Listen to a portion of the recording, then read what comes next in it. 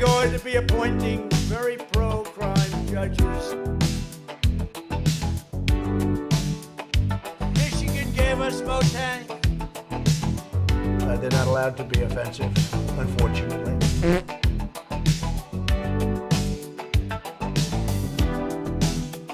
Action replays in magnified portion. Heard that Saudi Arabia and Russia will repeat your... To me, Corona means Italy. The Burmese executives.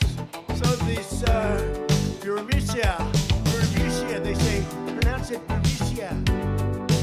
Burmese. Free health care for illegal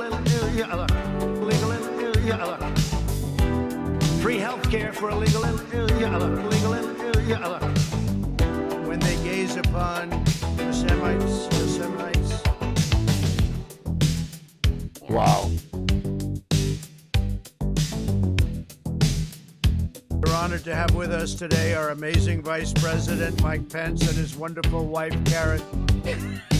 I do it because I have, like, a good memory, because I'm cognitively there. Yosemites, wildlife refuges. I mean, you look at this, you look at what we do with our wildlife. A lot of very bad things are happening in Nicaragua. Immortal principles. I don't read, obviously. They roll out. Our army manned the air. It ran the ramparts. It took over the airports. It did everything it had to do.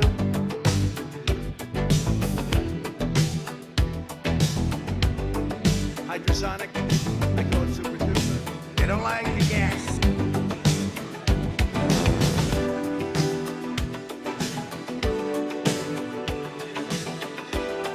They were so hung up. Wow. I like wood. Deeper and longer.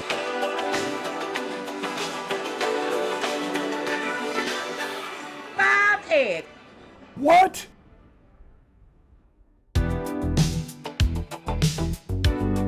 They just explode.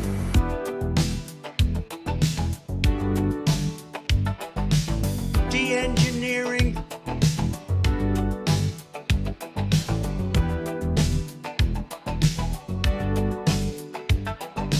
When you ran out the healthy arms, you ran out of really healthy. They had great arms, but they ran out. It's called sports. It's called baseball in particular.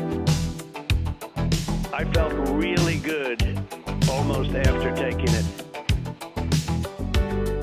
For Iowa values. I don't read, obviously. When they gaze upon Yosemites, computer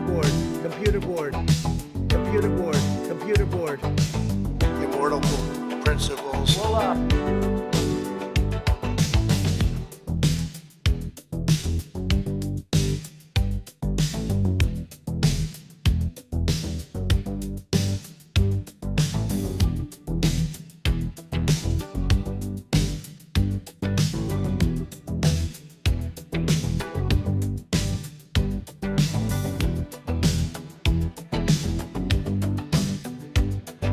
I feel I have to let that image just hang on the beginning of the show as long as possible, so that when people are scrolling across YouTube and all their sites, this image is what pops up on their phone. Hello, Facebook. What's happening, YouTube? What's going on, Twitch? Give me a hype train. We're up on Substack. We're up on Instagram is up, yes? Oh, look at that. Ah, look at that. Excellent. Oh, it's so much stuff. All right, gonna grab this. Oh, this is so good. So much stuff. We'll be with you in just one moment. Hit the like, share the show. Annoy the maggot in your life.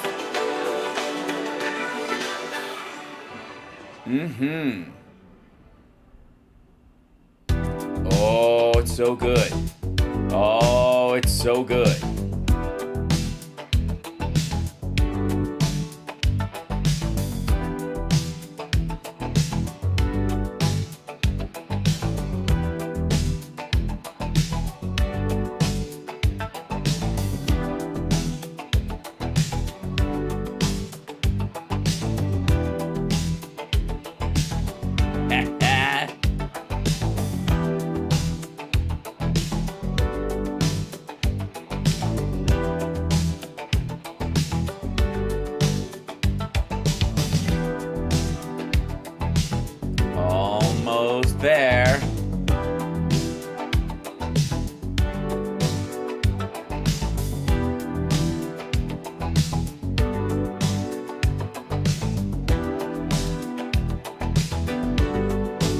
All right. Let's get started. All right, where's the button I need? Where's the button I need? I think this is going to be the one.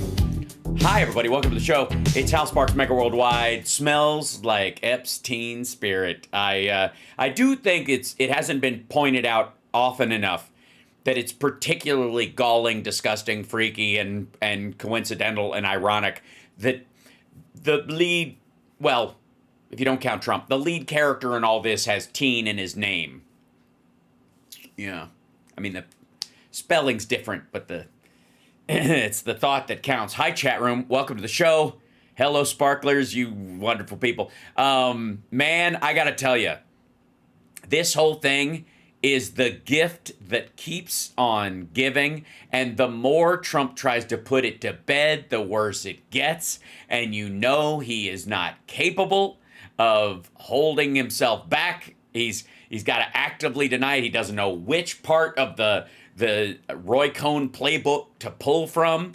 Do you guys have any, before I jump into the sweetness, the juiciest bits of stuff falling off somebody put a giant fan under the shit tree, and it is just, all of it is ripening at once. Yeah, it's Christmas in July, and again, he's scrubbing the files. I don't think he can. I think what they did was there was initially an attempt by him to get rid of a lot of this shit or flush it when the raids happened initially. But the problem is, at some point, maggots are going to go, hey, where are those hard drives? And let me, if I may, let's see, list of evidence in Jeffrey Epstein trial. I posted this earlier, and man, I got to tell you, this is how you can tell it's a big case, because let me see if I can put this one page at a time. This is how much evidence there is. Look at how small that type is. Look at that. I mean, you got to blow that shit up something fierce to even figure out what the fuck is going on. Now, I posted earlier that there are a lot of things that I would like the information on. The biggest one for me being the silver Mac laptop labeled JE Big Laptop black bag in black bag. He had literally a black bag operation, obviously being, colloquialism in the spy world, whether it's real or not, that's a known thing. And he was known for being kind of like an open secret amongst his friends and stuff like that, and he would fuck with people. And there's that story where this woman came and he did an interview with her for, I believe it was Vanity Fair, and he put a book on the table from the Marquis de Sade that was about a girl, a 14-year-old girl being tortured sexually for chapter after chapter after. It was just brutal. And he left it, it's the only book out. It's not like there was a bookshelf and she went, oh my God, he has that book? It was the only book out, and it was set on the actual table that they were being interviewed at. It was there. And he got up and left the room for a little while and came back. So she's sitting alone. Imagine yourself. You're interviewing this fucking dude, and you come in to do it and whatever, and you're a woman alone in his New York, I believe it was in the New York place.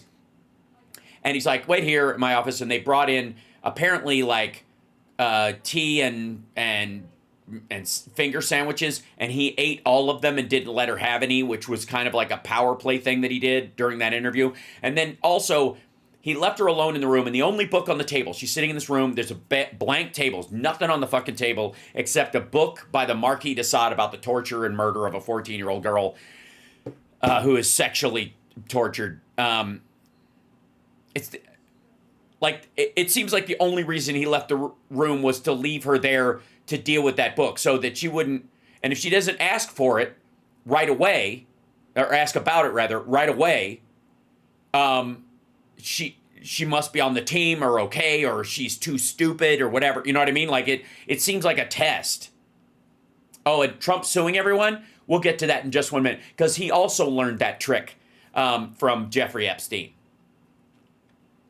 Yeah, there's a lot of shit coming out. Okay, so the red ropes, by the way, red rope is those legal binders with a little red string, basically, that you bind them like that. And so these those collapsible legal folders. And so he had a bunch of these.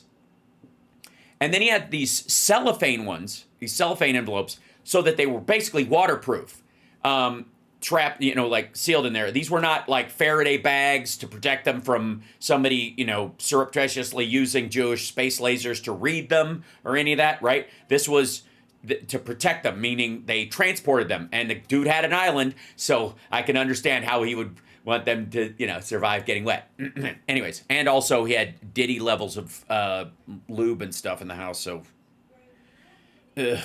All right, but just take a look at this stuff. According to Donald Trump, there is nothing on any of these that contains actionable evidence for to go against anybody, even Prince Andrew, even his nemesis Bill Clinton, even Bill Gates, the guy who's apparently, according to Alex Jones and all these motherfuckers, trying to kill us all. Yes, it's Jizz Lane, also Jizz Boulevard or Jizz Street, depending on how close you are to her. Silver Mac desktop, 6 bay with 146 gigabyte drives. So there's 6 drives, I guess, an array there. I don't know if it's 146 gigabyte drives in them, or there are 6 of them, or there were 6 total in the bay, and this is just an old system, and it's got smaller ones like removables. Whatever. Why does everything have to be a double entendre in this? Yeah, Jizz Stain Maximilian. Box containing shredded paper. How about there? How about we just jump on that shit? So the idea, by the way, that remember the laptop from hell that we were going to be shown, and it's the FBI's had it this whole time, right? Christopher Wray's been hiding it. He helped hide it. The Hunter Biden laptop's got all this evidence. Comer had hearing after hearing after hearing after hearing. Have we seen the fucking laptop? Is there a list like this that says that actual one is in custody? No. No, the one they have is the one that was turned over in the IRS case. The IRS and the FBI have a laptop of Hunter Biden's. It was turned over by his attorney. It was not left in a fucking a hobbyist repair place for a legally blind dude who couldn't tell the difference between Hunter Biden and Don Jr. if you had a gun to his fucking head. No, it was one he turned in. Meanwhile, apparently, these things all exist. Right? These things all exist. These were all taken into custody while Donald Trump was president. Silver iPad, 64 gig, another one, a space gray one, one cellophane containing one black Radio Shack recorder. What the fuck is on that thing? Is it digital? Is it got a tape in it? Is there a box of tapes that go with the Radio Shack recorder? One Silver Olympus recorder, one cellophane containing one Sony recorder. Who the fuck keeps their recording devices in cellophane? What? Erica has the laptop. Thank you. Please take good care of it. It's the only one we have.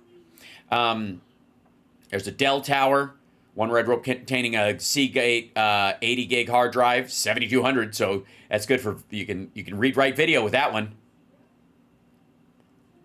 One MSI PC computer in a brown box, one Sony camera with a black case, one gray Apple desktop computer with a keyboard and a mouse.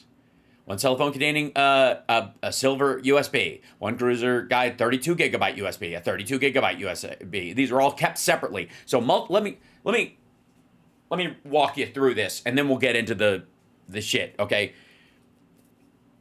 Each of the I have. Well, let's see. Hold on. I think I should have. Shouldn't I?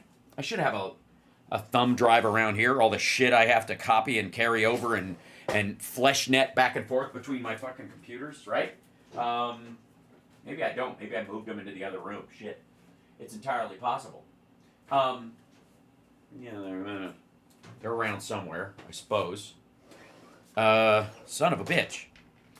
So, not only do I not even have one around, but I certainly don't have one that's kept in a cellophane fucking envelope, much less another one just like it kept in a cellophane envelope, separate from the other one. What not? And another one, and another one, and another one, and another one. Like, think about that. Think about somebody who's keeping in a sealed plastic, waterproof container, and again, these were not things necessarily in the safe.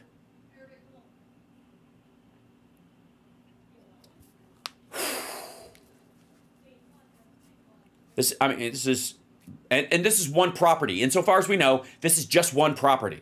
This is one list of shit that was taken, arguably from the West Palm Beach house. As far as what was found on the island, poof. No, I don't know. Can't find it. This is the only thing I could find. And just think, if you're keeping these things separate, you're keeping 32 gigabyte thumb drives in fucking Ziploc bags. This is not the Epstein safe. This is just stuff from the raid at the Palm Beach house. Insofar as I know, it's a little hard to track because they want it to be that way. One box containing a stuffed dog. By the way, that stuffed dog was out next to his desk when he did that Vanity Fair article, and the woman was like, I'm in this room with this book by the Marquis de Sade and one of his actual dogs that he had stuffed. It's one of his dogs who died. He had it stuffed. I need a Glenn Beck stick. I do not. How about this? Yeah, this is how seriously I'm taking it. I can't even see it. Hold on. This is a rubber chicken. One stuffed dog. Box containing 2 1-inch black binders containing CDs and 13 loose CDs. 2 inches.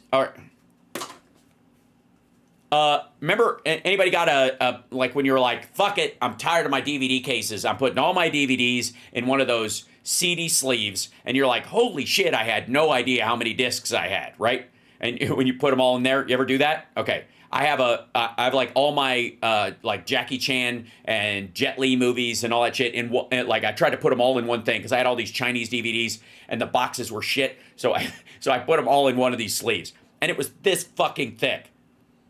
It's exactly what they're talking about. There's 2 1-inch black binders. Okay, I think I have 1 2-inch, but whatever, you know. So you take these things, and then inside there's still 13 other loose ones in there. On top of that. Now, they do not, by the way, say music CDs. So I'm going to assume, for all practical purposes, these are read-writable CDs because there is no reason why they would take music CDs into evidence. I would say, however, that it's very easy. One condom used. It would be very easy to, use a read-writable CD and then print a label on it that makes it look like a fucking Alanis Morissette record if you wanted to. You know what I mean? You could hide shit that way if you've got $100,000, much less a fucking $1 billion. Okay, so I just want you to glance at this shit. How about this? 1 red rope containing a butt plug. Now, there's a lot of laughter about this. 1 vibrator, 3 butt plugs, a set of cuffs, a dildo, 1 leash, 1 box of condoms, 1 nurse cap, and a stethoscope. Okay. Were those things for his personal use? Probably. Is there a chance they have DNA on them and he collected them from a bunch of different people and he keeps those particular ones in a fucking red rope so that people know that he's got their DNA on a fucking butt plug or a vibrator or something like that? Or a pair of cuffs? Hey, guess what? I got a pair of cuffs. On one cuff is your DNA, and on the other cuff is the DNA of a 14-year-old girl. Someone is at the front door. Uh-oh. Here they are. They're coming to get me. Sorry. It's a package. We're okay. So the 3 sheets of paper, photo depicting 2 girls, cash disbursements. Okay, how about that one? How about we just look through that? A red rope is one of those legal envelopes that expand, that you put documents in, and then you there's a flap that goes over the front, and it ties with a rope. Those 2 circles. And you create a figure 8. You know what I'm talking about? Okay, that's what those are. All right. And then a recorded interview, non-custodial with Holly Race, Philadelphia. One where became a premier day planner. So his entire day planner is in one of them. That's not just a list. That's not his black book. That's his fucking schedule, people. That's who and where and when, not just who. One original SD card and one Blu-ray containing FLR aerial surveillance footage of Bradford, New Hampshire on the aforementioned date. Set of blueprints of 9 East 71st Street, New York. Court-authorized intercept doc Blu-ray disc. 2 handwritten letters from Stephen D. Small. 3 sheets of paper depicting photographs of a living room. 3 photographs depicting Epstein with 2 females. Photo depicting 2 females. Doesn't say how old they are. Maybe they don't know. Oh, thank you, Miss Haley. Oh, my God. Thank you for gifting the memberships. And thanks for the support, guys. I've been blazing by reminding everybody to like and subscribe and all that shit. And I thank you guys for doing it without me having to remind you. I'm overwhelmed. Thank you. And that's very sweet. Okay. So, chat room. Knowing that, what do you think the over-under is on, well, first of all, let's address. The Wall Street Journal puts out this story that we read this morning about, or was it last night? Last night. We read that last night about Trump, along with a bunch of other people. Ghislaine, created this like birthday book for him on his 50th birthday. And she got all her friends to write bawdy stories, right? And they typed something up for him, or he had somebody type something up, and then he drew a big titty woman on it, and then signed his name where the woman's bush would be, and then that he gave to him. And then, now he's denying that it's there, and he's going to sue the Wall Street Journal. So to that end, if I may, the Wall Street Journal editorial chief talking to Times Radio. The reporting in this. I mean, obviously, Laura Loomer would have no idea whether or not this was true. She, I don't think, knew Donald Trump in 2003. And Trump frequently denies things that end up being true later on. So obviously, as part of our reporting, we reached out to the White House. We fully incorporated his comments into the story. But just the evidence and the reporting itself that built up over time that was done so carefully by the reporters and editors in this story allowed us to make this very strong story really waterproof. So Damien, thank you very much. Yeah, waterproof. Just like all those thumb drives from Epstein Island that are kept in plastic bags. Much indeed. Or wrapped in cellophane. For joining us, Damien Paletta, the Washington bureau chief of the Wall Street Journal. Can you explain what was in this alleged letter from Trump for the 50th birthday of Epstein, and why it's so explosive? Sure, great question. So this is a host of letters that were sent in for Jeffrey Epstein's 50th birthday in 2003. Mm-hmm. And one of the letters came from Donald Trump himself, who at the time was, just a real estate tycoon, but now is the president of the United States. And in his letter, there was a drawing of a naked woman and essentially almost like a poem or a riddle that was typed out. And inside the drawing of the woman was Donald Trump's autograph. So there's kind of 2 parts of it. There's the picture of the woman, and then also this typed out, whether it's a riddle or a poem, it's kind of a fictional conversation between Donald Trump and Jeffrey Epstein. And Trump has robustly denied this is him, and some of the MAGA conspiracy theorists, people like Laura Loomer, who've been pushing for the release of the Epstein list, seem to be backing him, falling into line, saying this is not Trump, this is fake. How do you respond? Sure. Well, obviously, with a story like this or any story, the Wall Street Journal takes its credibility incredibly seriously. And before we would publish a story like this, we are meticulous in the way that we review all our sourcing. We review the content of any story we're going to publish. And so we firmly stand behind the reporting in this. I mean, obviously, their knees have gone wobbly and they don't trust it. Also, there's this report that, Trump's going to sue everybody, right? So let's see. Then we go to let's see. I forget her name, but this is the dude from the Daily Beast, and he's interviewing the woman who started the Daily Beast. I'm blitzing on her name right now. But she talks about how when, before anybody really knew who Epstein was, and he started making a name for himself on the scene and started showing up at these things, they started to do a report on him, like, where the fuck did his money come from? And he got mad about it, and then he got busted, and then he got threatening. So I thought I should highlight the original headline: Jeffrey Epstein, billionaire pedophile, goes free. That was, by the way, a Daily Beast article early on about him. And in this piece, Conchita... Or, no, not the Daily Beast, wherever she was working before that. Who I had the privilege to speak to yesterday, and who remains engaged in this story, she highlighted some of the names that still resonate to this day. Prince Andrew, the connections to Bill Clinton, Ehud Barak, who was a former Israeli prime minister, Bill Richardson, who was a former New Mexico governor, now the late Bill Richardson, and Larry Summers, who at the time was described as a former Treasury Secretary, went on to run Harvard, still a prominent economist. When you saw those names, what was your feeling? Well, I was just stunned. I just thought, it's a web here that we have here. It's something much bigger than I had realized. So we published the first piece. And that's when I first got a phone call. First of all, I got a call from Epstein's lawyer and making sort of noises about suing. And we ignored that. Which is what you're supposed to do. Congratulations, Wall Street Journal. Then I got a call from Epstein himself. Now he's my best friend, having met him, twice or something at the CGI. You had never really spoken to him. You had... No. He knew who I was. I knew who he was. But yeah, no. So he wasn't a friend. And he kind of was very sort of on the phone. It was like, I just want to say, you should be aware that Conchita Sarnoff is a well-known nutcase. I mean, she's been spreading this nonsense about me. It's totally ridiculous. You should kill this story. So I thanked him. I said, well, thank you very much. If you've got a problem, talk to the Daily Beast lawyer. End of story. And then a couple of days later, I went out to lunch and I came back from lunch. This is fucked up. This part is fucked up. Into this very glass building that we were sitting, into my, glass office.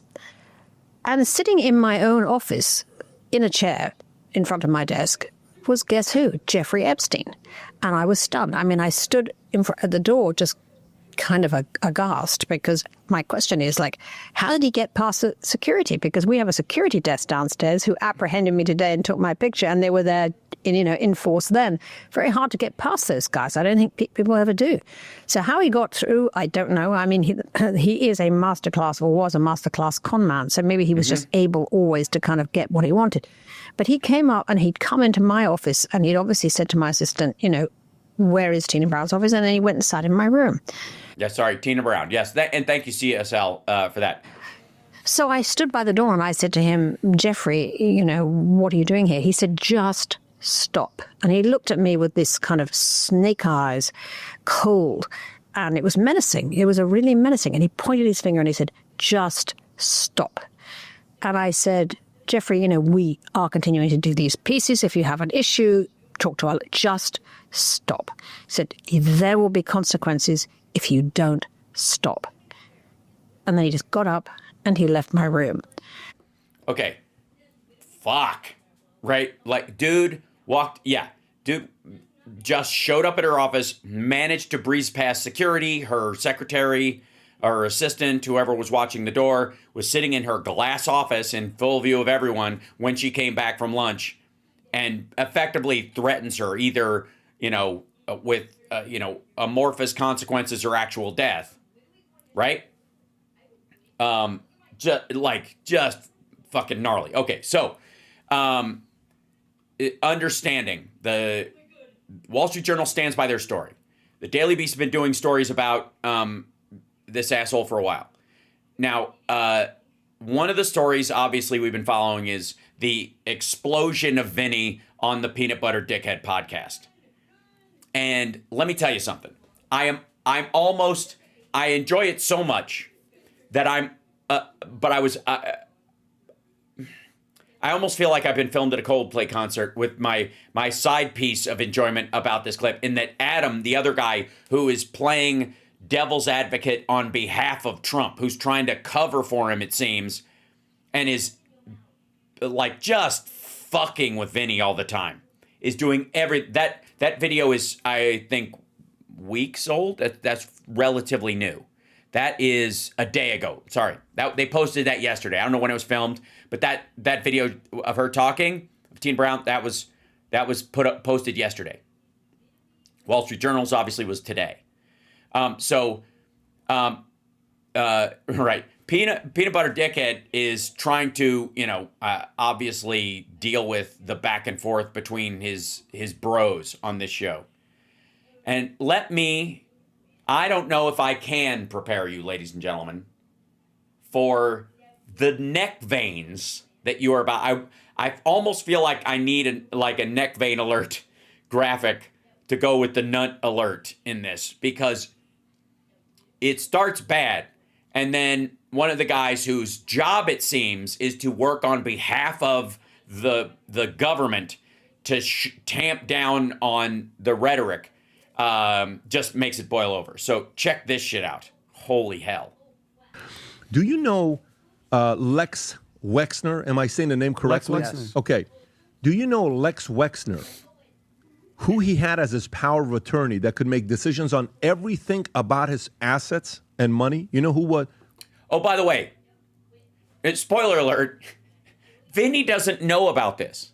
How the fuck do you care as much as he allegedly cares about the Jeffrey Epstein story and not know who the Lex Wexner part of the story, and that he gifted him the fucking $70 million biggest townhome in all of Manhattan? How do you not know? Also, if I may, I didn't see the Roseanne clip, CSL, if we have one. Maybe I just didn't scroll back far enough, because god damn it, there's so much stuff. That's my bad. And I'm so excited about, wait 1 second, let me see if I can open this guy.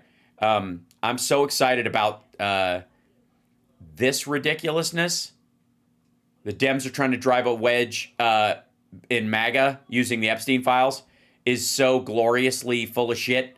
I can barely stand it. But we'll get to this first, if I may. All right, now, Roseanne is, I've just seen her kind of generalized meltdown. I'm sorry if I missed it. She only has a full show. Okay, it might be on Shitter or something like that. Okay, I'll see if we'll comb through some shit in a bit.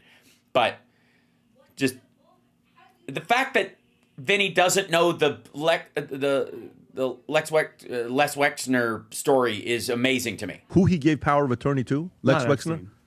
Can you type in, did Lex Wexner give power of attorney? Type that into ChatGPT. Like, that's his Google it, by the way. To Epstein. Type in, did Lex Wexner, if you can ask it in ChatGPT, did Lex Wexner give power of attorney to Epstein? So watch this here. At one point, he gave a form. Wow. Look at this. What? Lex Wexner gave a full power of attorney to Epstein in 1991. Why? This guy's a $10 billion guy today. The legal authority granted Epstein sweeping control of Wexner's personal finances, including the ability to hire staff, sign checks, buy and sell properties, and borrow money on Wexner. Do you know what ends up happening with Wexner and Epstein? So you know how they always talk about the fact that Epstein had the most expensive residence in Manhattan? Mm-hmm. Do you know how he got them? He didn't. I think there's actually more expensive ones. He had the biggest house. It was $70 million, and Les Wexner gave it to him. Like $1. Do you know the story? No, I honestly don't. Lex Wexner gifted him a $77 million most expensive, biggest residence in Manhattan. Gifted him. Validated. How does Vinny not know this? I gotta tell you, I'm shocked. I think this is the most shocking thing of the whole thing. How the fuck, as much as this asshole grinds on this all day, he doesn't know that part? Gifted a $70 million house. Did Les Wexner? Now Vinny's all fucked up because he hates Epstein and he's jealous. Gift Jeffrey Epstein the most expensive private residence in Manhattan. Private resident in Manhattan. Watch this. Did he? Let's see, maybe $70 million? I think it was $77 million. Yes. At the time, he bought it at $13.2 million. When he gave it to him, reportedly Epstein formally acquired the house from Wexner, reportedly around $20 million, and he gave it to him as a form of a gift, $0. Today, it's valued at $56 to $77 million. Why would he gift him? I mean, on every day we get gifts like this. Now, what is Lex Wexner tied to? What controversy does Lex Wexner have? Victoria's Secret? A lot of stuff that this guy's got controversy tied to him. So now, Location is in Manhattan. New Mexico? No. Okay, and then he asks him about the house in New Mexico, which also Vinny doesn't know anything about, which is amazing. But not to cut you off. Is that Pat? That location is in Manhattan, correct? Yes. Do you know who his next door neighbor was? Who? You'll never guess. Who? He was just in that video next to Trump that you on the tarmac. Did he? Howard Lutnick. Ask. Okay, so this is the beginning. Look at Adam over there. That's Adam over on the far right. He's in the blue jacket. That's the dude whose job it is to cradle Trump's nuts in his lower jaw every day on the show. No matter where the other guys go, he's got to bring it home that this is all crazy and Trump is an innocent victim of this. And you guys are all fucking nuts and you keep bringing this up. Okay, so. Is Howard Lutnick neighbors with Jeffrey Epstein in New York on 11 East Street, 71st Street? This is their show, by the way. Them asking questions of ChatGPT that they could have looked up before the fucking show. Why not just speak it? By the way, look at the red, look at the neck veins. It's already starting. I don't know the link between those two. No, I'm just saying they're literally next door listen, neighbors. bro, when you're rich that's kind of and like powerful in New York City. Somebody saying, "Did you know Patrick Bet David is neighbors with Messi?" Yeah, I don't. it's I don't because know. they're the only guys that can afford the neighborhood. But Jeffrey Epstein. I get that, but let me continue a little bit more. So, Do you know? Yeah, it's a little. Are you guys in business with Messi? Are you both accused of a crime where you both helped bury the same fucking body? Like, it kind of stands out that Trump seems to hire everybody who's, adjacent to this dude, and he literally hires one who's directly adjacent to him. Epstein had one property that nobody talks about, the 8,000 acre Zorro Ranch in New Mexico. You ever heard about this property? I've heard of it through you, but I never did that much. If you type in this property, it's 8,000 acres. Oh, Do you so know what good. he was doing here? Transhumanism. Which is what Trump thinks is transgender for everybody. I'm not kidding. Trump thinks transhumanism is transgender for everybody. I'm just going to throw that out there because he thinks in single syllables and he's fucking dumb. Transhumanism is moving beyond the body. That eventually the next stage of humanity will be us. It's you can even think of it as metahumanism, where you're just beyond the human, and you like metaphysics is beyond the physical, right? And the idea is that we'll be able to store our brains in computers, or we'll be able to put ourselves in a robot. And so your actual, it's not about your soul, but your actual consciousness could be put in something. They'll figure out how to do that, and you can live forever and that kind of stuff. Or biohacking to extend life until you're capable of doing that. That's what transhumanism is, okay? And Trump thinks transhumanism is every human is trans because he's fucking dumb. Oh, Melissa. Sorry, 1 second. Happy birthday to you. Happy birthday to you. Happy birthday, dear Melissa. Happy birthday to you. I can't tap barefoot. I'm sorry. Normally I wear shoes doing the show, but I didn't today. I apologize. Yeah. Yes, Neuralink and all that stuff are linked, no pun intended, to that idea. Okay, so.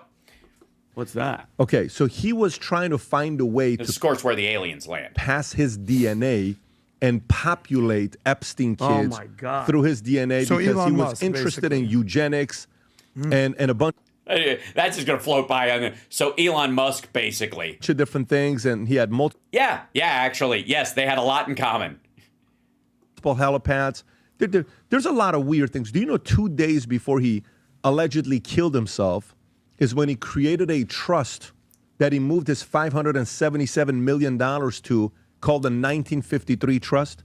Do you know he did that 2 days before he killed himself? There are just too many weird things. So 2 days before you commit suicide. And is it still active? Apparently, huh? Yeah. It's still active? It's still active. And by the way, that money, that $577 million in that trust, is still moving till today. It went all the way down went all the way down to $40 million. Well, yeah, and I guess he spends a lot of money when he's on the lam. It just got another $114 million. I think it's around $150 million right now, and it's moving. So that trust is constantly moving. It's called the 1953 Trust. 2 days before, there you go, 2 days before his death, he signed a new will that transferred his entire fortune to this trust called the 1953 Trust. 2 days before. Which I believe is the year of his birth. Suspect. So, just too many things that are suspect.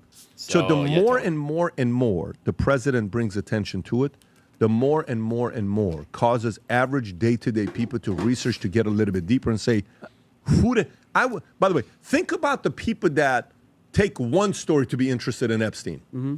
Then think about people that need 5 people to mention it to be interested in Epstein. Mm-hmm. You mean Adam? Then think about people that need 50 people. Then think about people that were never interested, the bottom 50% that now the president keeps talking about. You're forcing those guys to not be interested. Mm-hmm. You're doing it because you keep talking about it. No one's bringing more attention to this than him. So either fire a few people, refocus your attention on all the great things that you're doing, or guess what? Stop talking about it. Make a choice. One of those two. Adam, thoughts?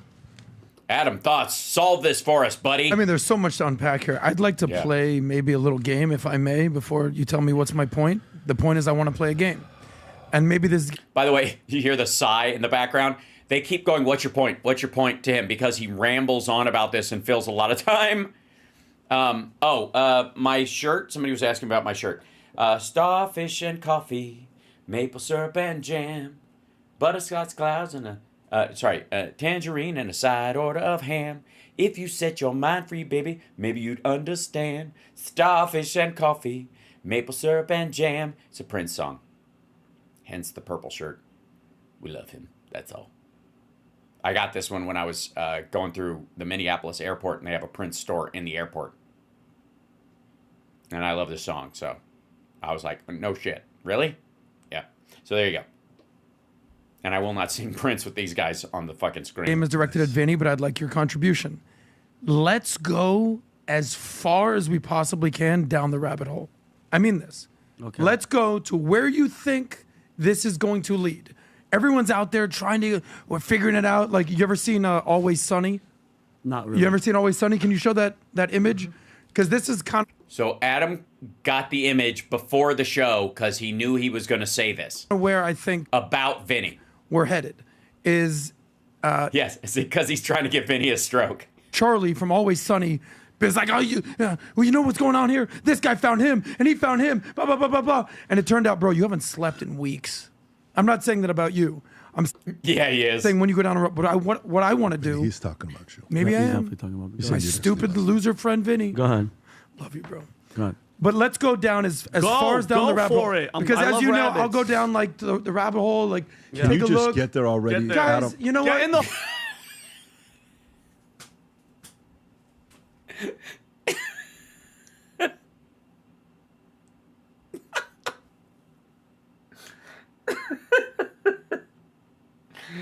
Oh, it gets better. Okay. It gets better. Okay. It's just what this show these days goes from 0 to middle school in like 2 minutes. No matter what they do. Everyone can rant forever. I go 30 seconds. What's your point? Get in your hole. I'm done with that. Not what's your point. Get to the point. I'm getting to That's your boss, buddy. the point, guys. Go. I want to go down the rabbit hole because I'll go take a look and be like, nah, don't want to go. Get to the rabbit hole.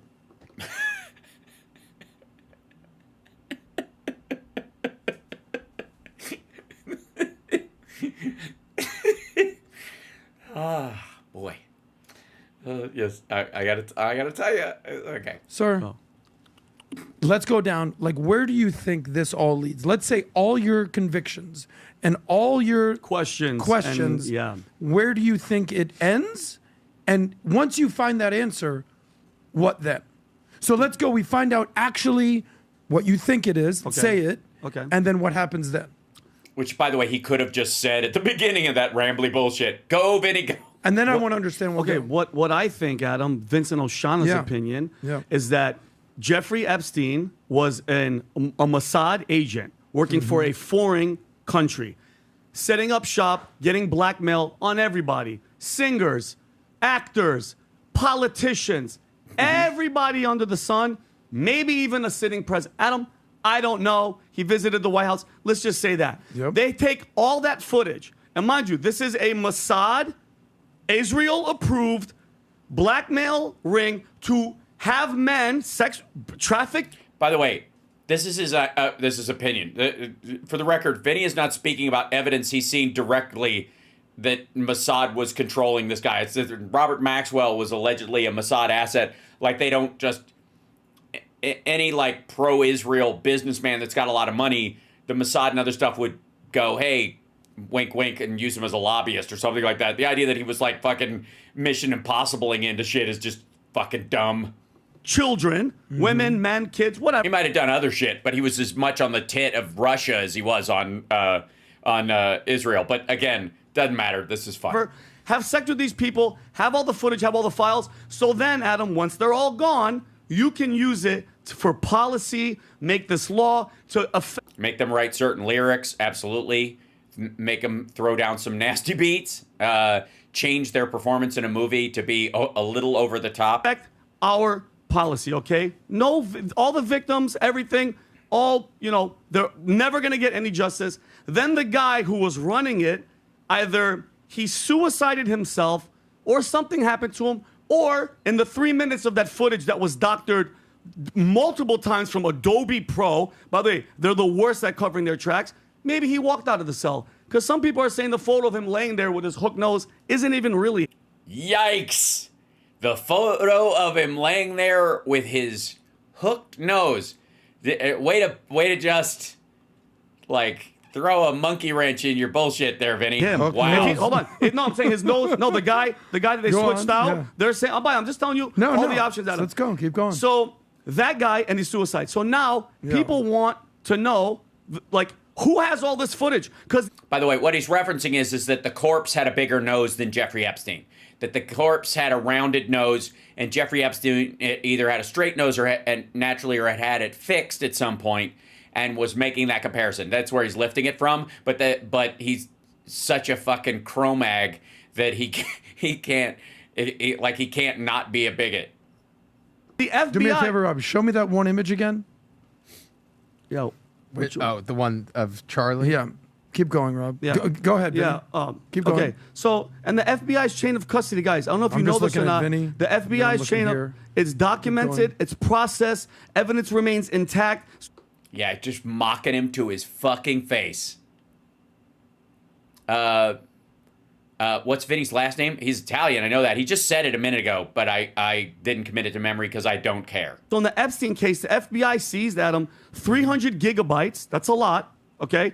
Data on his property, videos, hard drives, CDs labeled with disturbing titles, official records. So Adam, the FBI has strict, crazy protocols. What happened to all of it, Adam? Okay. Hold on, Adam. Whistleblowers even say that, you know, all of this was here. Now all of a sudden, Adam, it's all gone. Okay, so you know what that means, Adam? No. Not all of the sudden.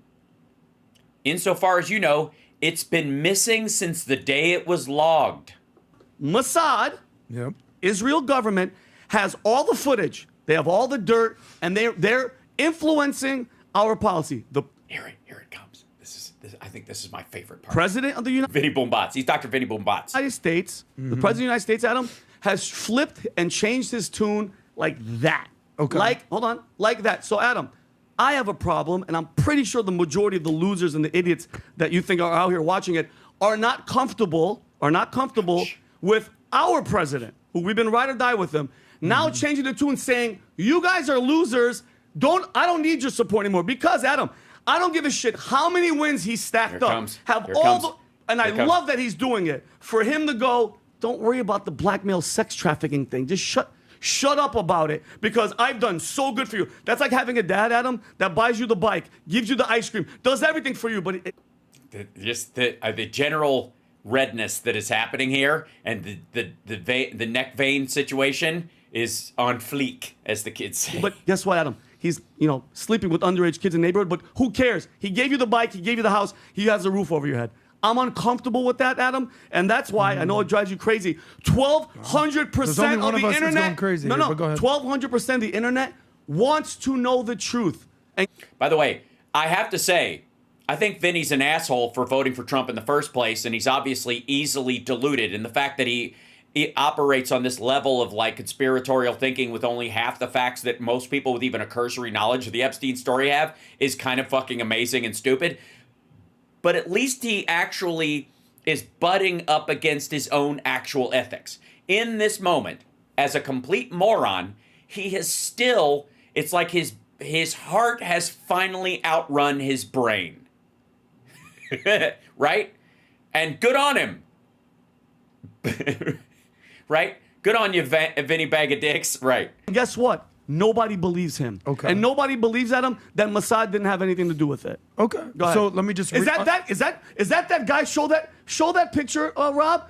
That's me, Adam. Oh my God, Adam. Somebody asking questions and connecting dots. That's who you think I am.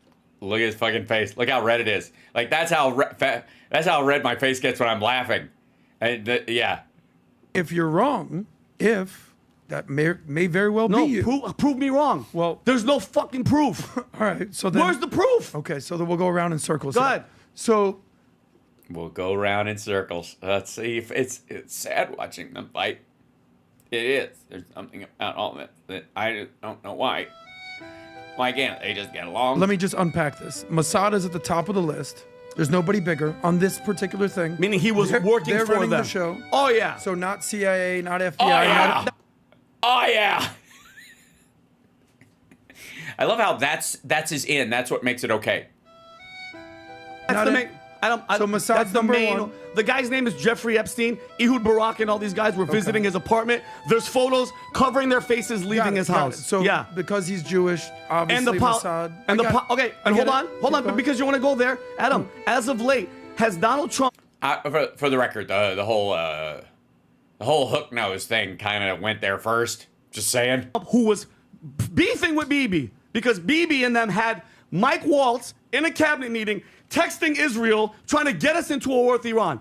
Oh yeah. By the way, remember the Mike Waltz shit? Yeah. Mm-hmm. Trump was like, no. He was like, hell no. Went to the Middle East, didn't even visit him. And then all of a sudden, Adam, I'm going to go to war. I'm going to bomb. And Epstein is all bullshit. So weird, Adam. Isn't that weird? I'm going to ask some questions before. Yeah. So Mossad's at the top of the list. Yeah. Bibi Netanyahu's controlling Trump.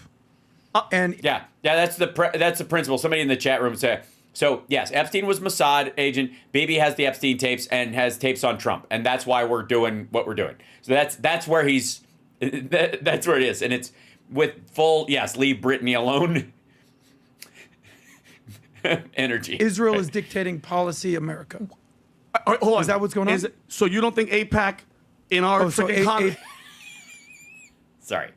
This is good. Pack as well. Okay. Adam, so it's not hard to put this together. Obviously, it makes complete sense. Yeah. So Israel controls America. Israel has very, very strong influence over our policy. Okay. Yes. Okay. I'm sorry that it hurts. Cool. We get it.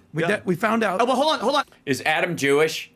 Or is that what we're going to find out, that this is this weird kind of like Jewish-Italian split, like from the old neighborhood? Adam, does that make me anti-Semitic? No, it makes you... Does that make me hate Jew?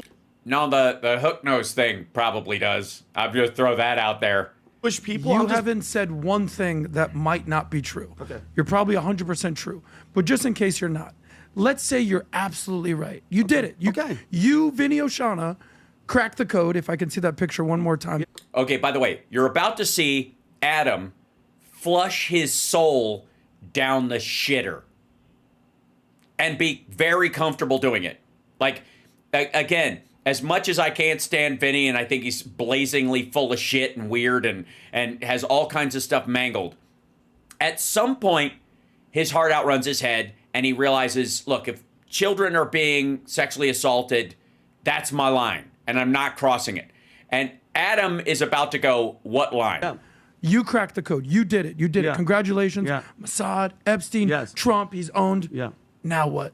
What do you mean? What do you want to do now? You cracked the code. Now what? Everybody that was involved, Adam, goes to jail. Okay. There's a trial and you go to jail. Okay. Look how easy that is. And Adam, you know why I can be critical as well? How much American dollars goes to Israel every year?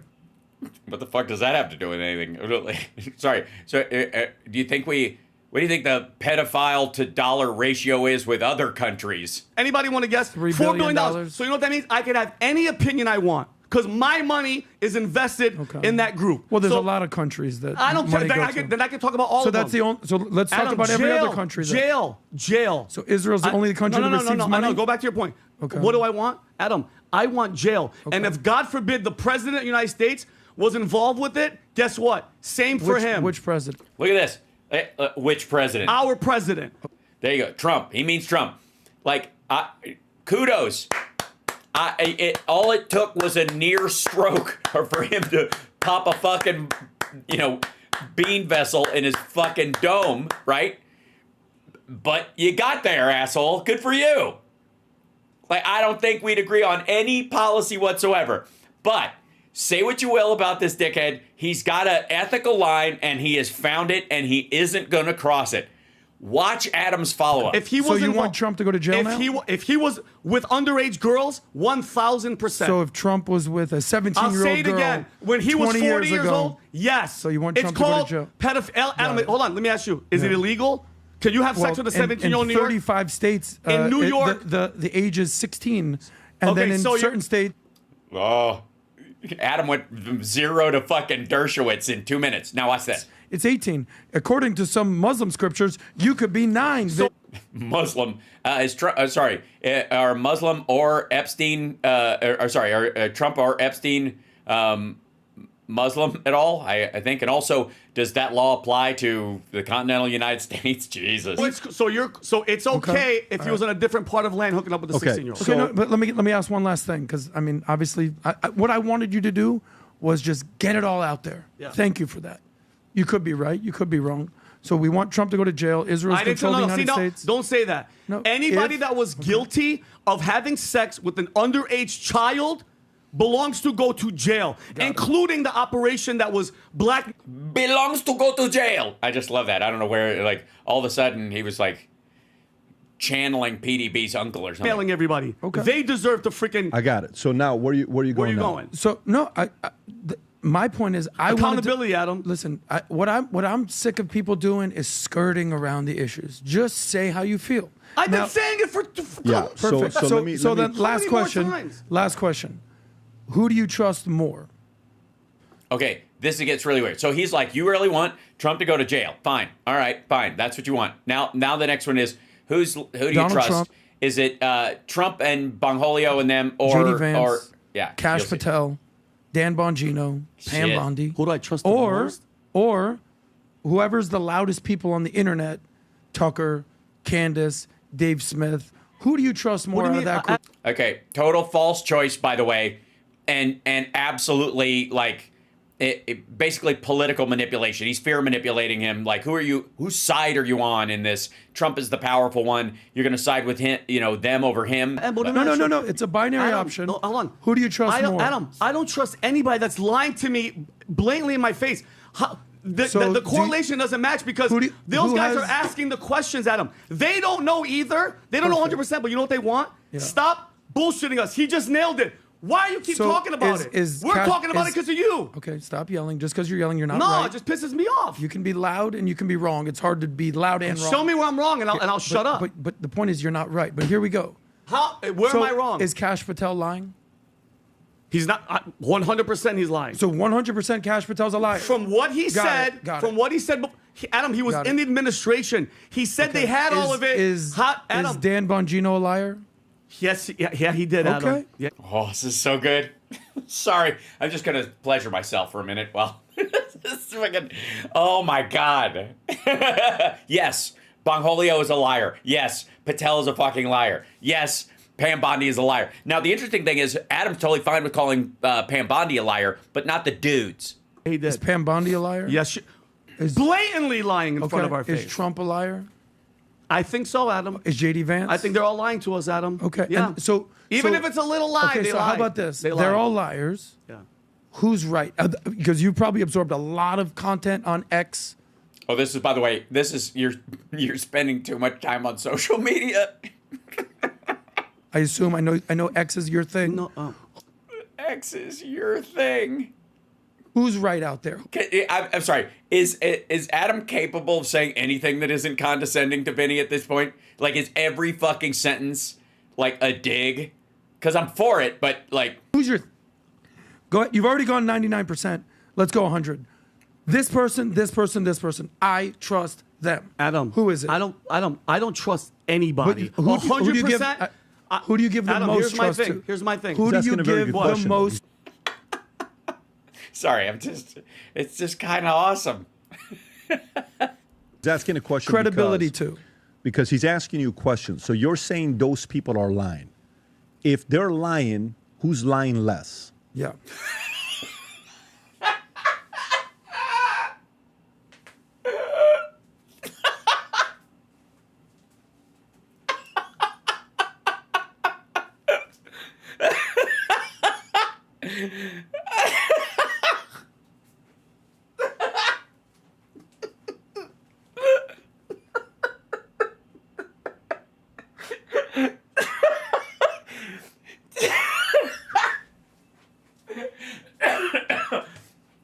Oh my God.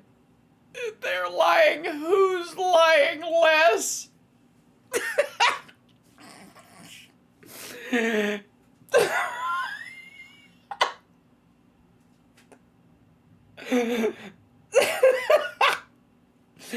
Oh God. It's so amazing. Look at his face.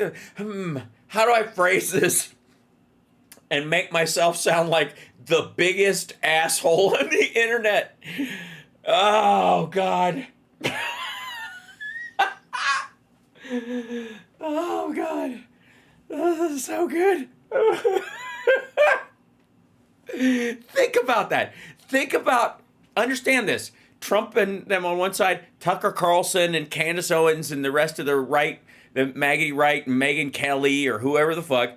And this is this is the question.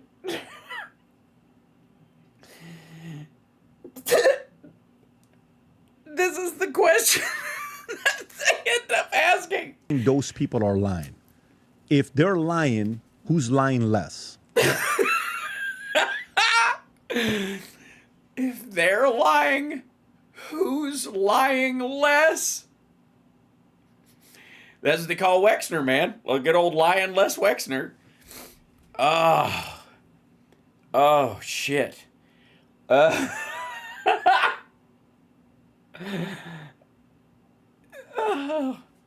I'm okay.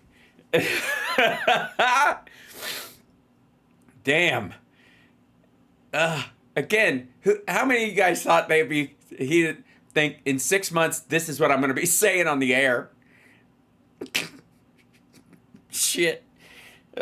Who's telling the truth? You were willing to say that the director of the FBI, the president of the United States are all liars. 100% Who's lying. more Cash right than lying. them? Bongino lying. Trump, you're like, I Who's think he's more lying. right than them? Yeah. If that's 100%, who's 100% telling the truth? Well, all the victims that were out there. Hold on. Okay. All the FBI reports. All the. By the way, But name names. hold But on. name names, 'cause you were Virginia Giuffre. Okay. Giuffre, All right. who Giuffre.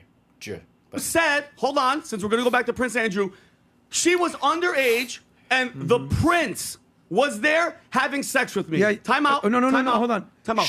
That's I believe one- her, and I believe the rest of the victims, Adam, that all of a sudden, we don't know where they are. But the victims don't know what the top Mossad intelligence was.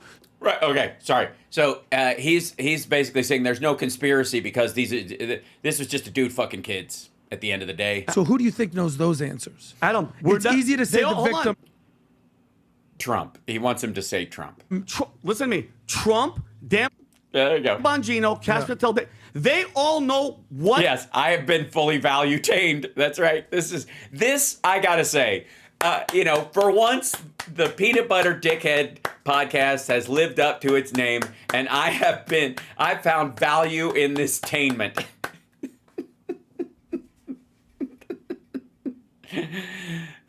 Is going on. But It's not the question. No, it's not the Who question. do you trust them? Is it Candace? Is it Tucker? Is it Dave Smith? Is it Dan Bilzerian? By the way, he's trying to, again, this is all condescension. This is him giving Vinny the finger. Oh, you believe these people over Trump? Uh-huh. Okay, you're on that side now? Okay, good luck. Arian, who do you think is this guy knows what he's talking about? Who's that person? Hal Sparks. Hands down. Never let me down with the information. I mean, fact-based stuff, even when I don't like him. The dude nails it. Say it, Vinny, say it. Tell him the truth, Vinny. Tell him you can't say it because I voted for Biden and Obama and Harris, and you just can't. And Is it you? I trust for all the stuff that I'm seeing, all the stuff that I'm reading, all the dots that we connect. You think I have a problem with that. because Go to ahead. me, Put it together, man. Put it together. What's your point? to me, What's your point? The moment. Get to the point. Like if you pull up power versus force, Rob, the chart. Which one of these feelings do you currently have right now? Oh my God, he does this like social, like which one of these he does an emotional check-in. Are you being baited by your anger? Go to second one. Yeah, zoom in a little bit. In my life? No, Right on this now. particular At this issue. specific Jesus Christ, he's like, this is like a psychological intervention. moment. Yes. At this specific moment. What the fuck? What is this? What the fuck are you doing? What are you doing? Challenge him on the facts or shut the fuck up. Here's who's lying. Here, you want to know who's lying? This motherfucker. Of all the people involved, Trump and they're absolutely lying to protect themselves or to protect their president because that's what they think their fucking job is because it's Timu Nixon all over again, or it's fucking Tucker Carlson who's lying about the Mossad stuff or whatever that he knows he has a connection when he doesn't know it, but he knows his audience will like to hear it whether it's true or not, and he's throwing that into with facts that are true, which is lying by omission and exaggeration. It doesn't matter. In the middle of it, it's this asshole. Yeah, this is a bunch of woke bullshit. And also, we do appreciate that he took a moment to welcome the gay pride flag onto his show, and it's all right. It's all right. Where on your love for Vinny are you on this chart? Boys and thongs and vests and thongs. Ooh, I love that feeling. Zipper hoods have got the goods. Oh. Boink, boink, dooby-doo. You know what I wanna do. Yay! Boink, boink, dooby-doo. You know what I wanna do. Basta. Come on. Let's party. This goes out to Vinny. All right, Vinny. We're feeling you today, man. It's all right, man.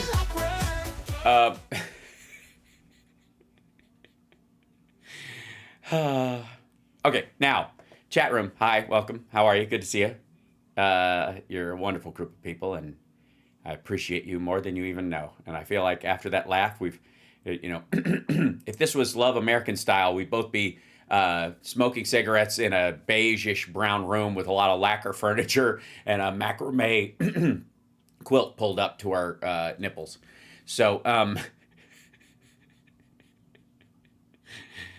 Vinny Bag of Dicks to the dance floor. Vinny Bag of Dicks to the dance floor. Now,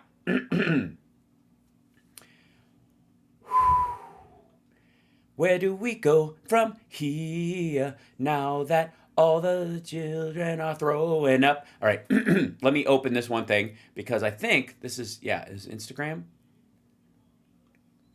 Okay, so this is here. What do you think is going on, Roseanne, about the Epstein thing is the question, and this comes from here. She gets asked by people on the live stream. Basically saying there was never an Epstein list. It's all done. Trump said, "Are we still talking about Epstein? We're all heartbroken as MAGA because we want justice. We don't like child sex trafficking." Trump was the guy we put in power, and he. Ew, MAGA. Ew. I didn't know it was MAGA. Yes. Ew. Oh, yes, MAGA. No, isn't it wonderful? Oh, MAGA. Don't you know? Oh, yeah. It's lovely. Yes, yeah, MAGA. I'll be drinking tea in the drawing room, playing the grand piano while you guys talk to MAGA.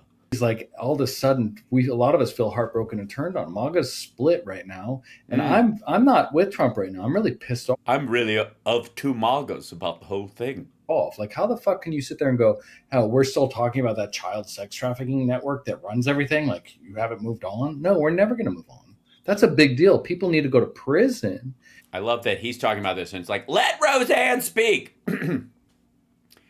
She's not She's not going to have anything constructive to add, stupid. MAGA. And we didn't know who they are. You're not going to brush this under the rug, so we're all pissed. Well, hold on. What? It's important to note that MI6 and Epstein and all this stuff, because this week there's huge news we got to get into. Like huge. Kash Patel and Dan Bongino and Pam Bondi basically came out. I'll tell you why they shut it down. Well, tell people that have been living under a rock. They're basically saying there was never an Epstein list. It's all done. Trump.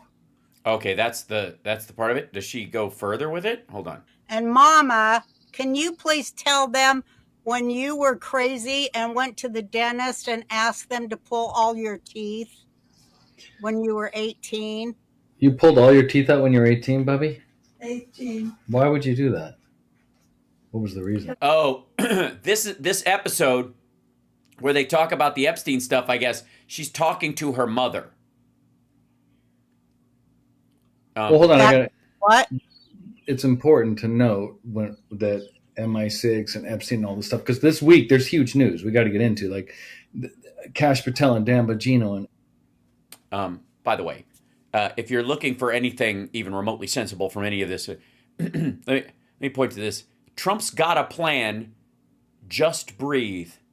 And God's got this.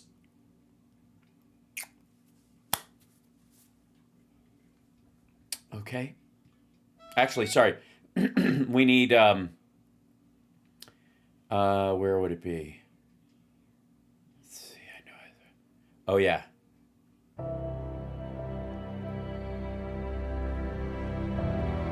God has a plan. Almighty God, which a lot of people are into God. They're down with the God. Yeah. You don't know me. So, obviously, we are in a nation in decline. And if you elect me, I will turn it around, because low unemployment is a terrible thing. We need to get that back up so that we can lower the cost of borrowing for real estate, so that I can refinance all my properties and then sell crypto to my dipshit followers, along with gold shoes and watches and guitars that none of them know how to play, and also cyber trucks that are gay and wrong, and no one should drive them because they don't go far, and they don't work in the cold, and they look stupid, and they fall apart. Amen. So that was as much. I don't know. Maybe there is more of Roseanne. By the way, Charlie Kirk is saying the quiet part loud. By the way, robots can now pick apples. It's time to automate America's farms. Automation, not amnesty. Remember how I told you they're brooming farm workers because they want to move in with the automation, and Elon Musk is getting all these these jobs, or all this funding through the federal government, even as Trump is still mad at him. That's it. That's why. That's an apple picking machine. There you go. It's an AI apple picking machine. It's good. It's very normal. They have a bunch of other different ways of doing stuff. They have a bunch of different machines that work, and it can work all day and all night. And you will not need migrant workers. So that's, again, I told you this before, that this is part what Trump and his people want to do, but part of it's also a matter of time and industry. Now, if I can, let's see, Roseanne Epstein. Let's see if there's something on here.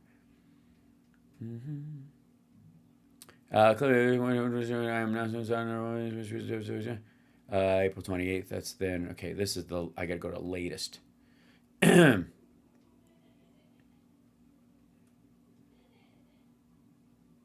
Somebody's responding to what she's doing. Oh, it's a different Roseanne. Beg your pardon. Looking for something.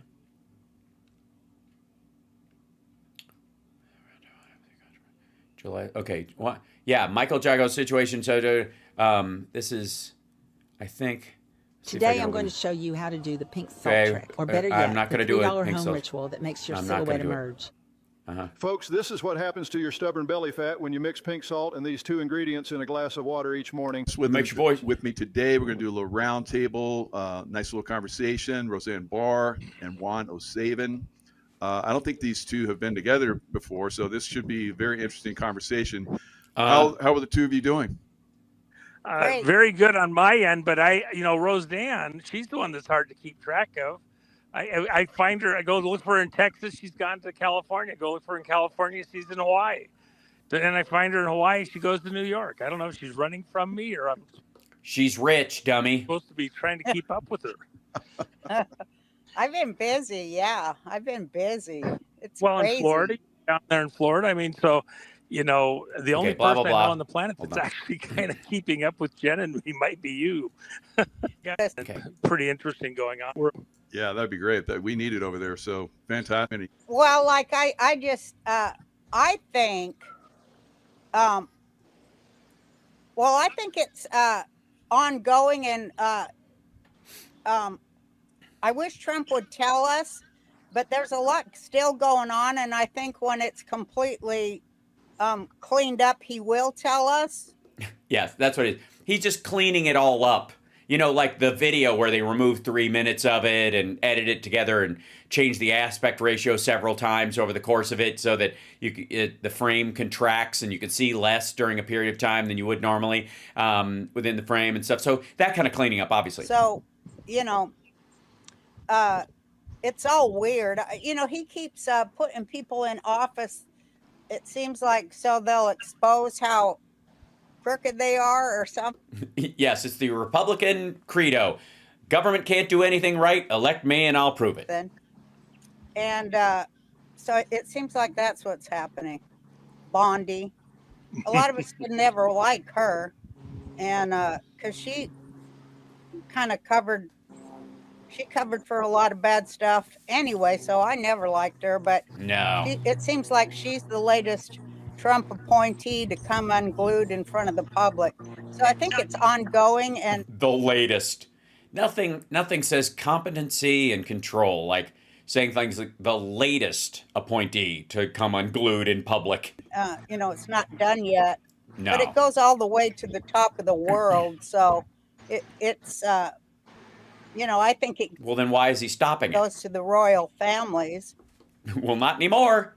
Trump just absolved Andrew. So, of course, I think a lot more is going to come out, and we might be. Are we going to watch Juan O'Savin get, consumed by a crocodile or an alligator? I don't know where the fuck he is. Um, I'm just going to try and pet an alligator.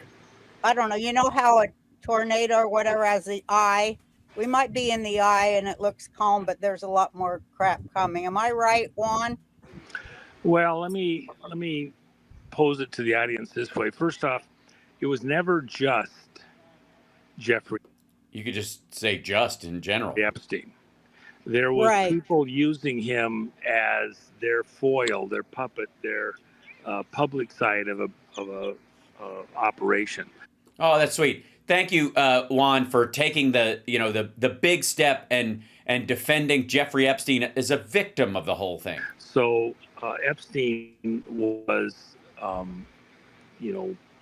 put in positions, get access, and helped along by people like Donald Trump. His handlers are who we should be looking at, and so Right. he was being run by CIA and FBI. She's just packing and leaving while Juan's talking. She just And even the Bill Clinton and other people on the U.S. side having access to him to bring potential victims, if you will, to be honeypotted. Black. Oh, I see. So Bill Clinton wasn't a victim of Jeffrey Epstein. He was one of the controllers. He was actually, I guess, so Clinton was a Mossad agent, I think is what we're getting to. Mailed, extorted to the island. That wasn't done all by itself with Epstein. And then remember the other parts of the operation, Randy Andy, third in line to the British Crown, he was serving a similar purpose. He was rodeoing in people from all over the British Commonwealth. and nations. And sorry, so Bill Clinton and Prince Andrew and Jeffrey Epstein were working for some big organization together to reel in other people less powerful / more powerful than they. Cool. You know, they get starstruck. They're with the royal. They get to go hang out. They ride on the jet. They get out to the island, and then they would get honeypotted, blackmailed, extorted. What the fuck are you talking about? These people are super rich. These are people with their own fucking planes, dummy. Whatever, put in compromising situations. Filmed and then, have to make a deal. Then you look at Ghislaine Maxwell. That's even more complex. This whole tie into another area. Ladies and gentlemen, I would like to point out that this is exactly what horseshit sounds like. This is when you've been selling a broad conspiracy for a very long time, and you really haven't worked it out. Like the plot to Lost in the last season. You really didn't have a plan, and now you're having to kind of just, scramble a chef-level dinner together with scraps and leftovers in the fridge. And it comes up because of his ties to Israel. But, there's always, I don't care what area you look at, the politics, the justice, the business, to say that you can't, that any place is all bad because you have some group that's working out of it, including. Oh, thanks. Yeah, Juan, also taking a very bold step right there. Reminding us, look, Jeffrey Epstein's island wasn't all bad. Fucking way to really throw yourself in front of the bus. What the fuck? Mossad, which was tightly tied into this operation, doesn't make the whole thing bad. There's some bad players all through, and all of the. You mean the pedophiles? I hope. People involved, whether it's the Crown or our surveillance agencies and investigative agencies, FBI and CIA here, the business contacts, they all justify it because, well, we have to manage very nasty situations. We have to know what is going on in the background. Oh my God, what a bunch of shit. Control things. And so they justify some pretty bizarre behavior because it's the nature of politics. I don't know how they did it, but they managed to do it, ladies and gentlemen. They managed to make the Jeffrey Epstein saga boring as fuck. What the hell? That must not stand. Now, if I may, we all know Donald Trump's, and welcome, by the way, it's Hal Sparks, Megaworldwide. Like, subscribe, give a thumbs up, support the show. We all know that Donald Trump thinks of the polls as ratings and needs his ratings to be amazing. He needs people to know he's getting good marks, good ratings, good reviews on policy and that kind of stuff, right? That's and he always, in case the polls go against him, he's always got a safety hatch. He's always got a way to cover, okay? And what is that? Rasmussen. Rasmussen is Donald Trump's favorite go-to. They'll always have his back. He can always count on them to shape the questions in such a way that he knows that they are, oh shit. Brutal. America doesn't trust Trump on Epstein and his job approval plunges. Rasmussen reports. There you go. 3 days ago. This is even before it's, he's lost Vinny completely. Vinny now wants him in jail if he's involved. Check Hello, this out. public opinion aficionados, and welcome to Rasmussen Reports. And today you are going to see some absolutely thermonuclear polling. Now, absolutely thermonuclear polling. I can't wait. Now listen, sometimes we get big signals, we get interesting signals, but today you're going to see one that I was absolutely stunned when I saw the crosstabs because it just absolutely lays bare the lies that are being said in the headlines. What am I talking about? I'm talking about this Epstein situation, which in my personal opinion is not going away. So have you called Trump and told him this?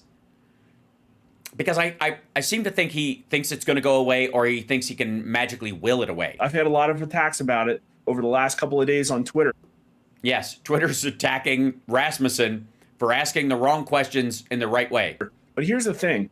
I'm not doing this because of my opinion. I'm doing this because of the Americans' opinions, and they are. Yeah, don't blame me. It's America that's stopping MAGA. Are super pissed right now because they do not like what is happening. Now, to catch up on recent events, listen, if you want. Is there like 1 to 5 on the level of pissed you are you marginally pissed, double tap pissed, reasonably pissed, definitely pissed, or super pissed right now? Want to play-by-play, go find a different video. We're here to talk about the polling, but basically Donald Trump came out with that super huge truth post and said, nope, nothing to see here. We're not going to do this. Case closed. Pam Bondi's awesome. And everybody loved it. And all of a sudden, other people in the media, people who are Trump administration adjacent, I guess, are trying to circle the wagons and say, yeah, it's time to move on. But nobody asked the voters, and we did. But so somebody did. All right. But here's the latest news, and apparently, I guess yesterday, just in from Nick Sorter, Dan Bongino was at the FBI offices today fulfilling his duties as deputy director per CNN. Yes, he was walking around going, this is a flag.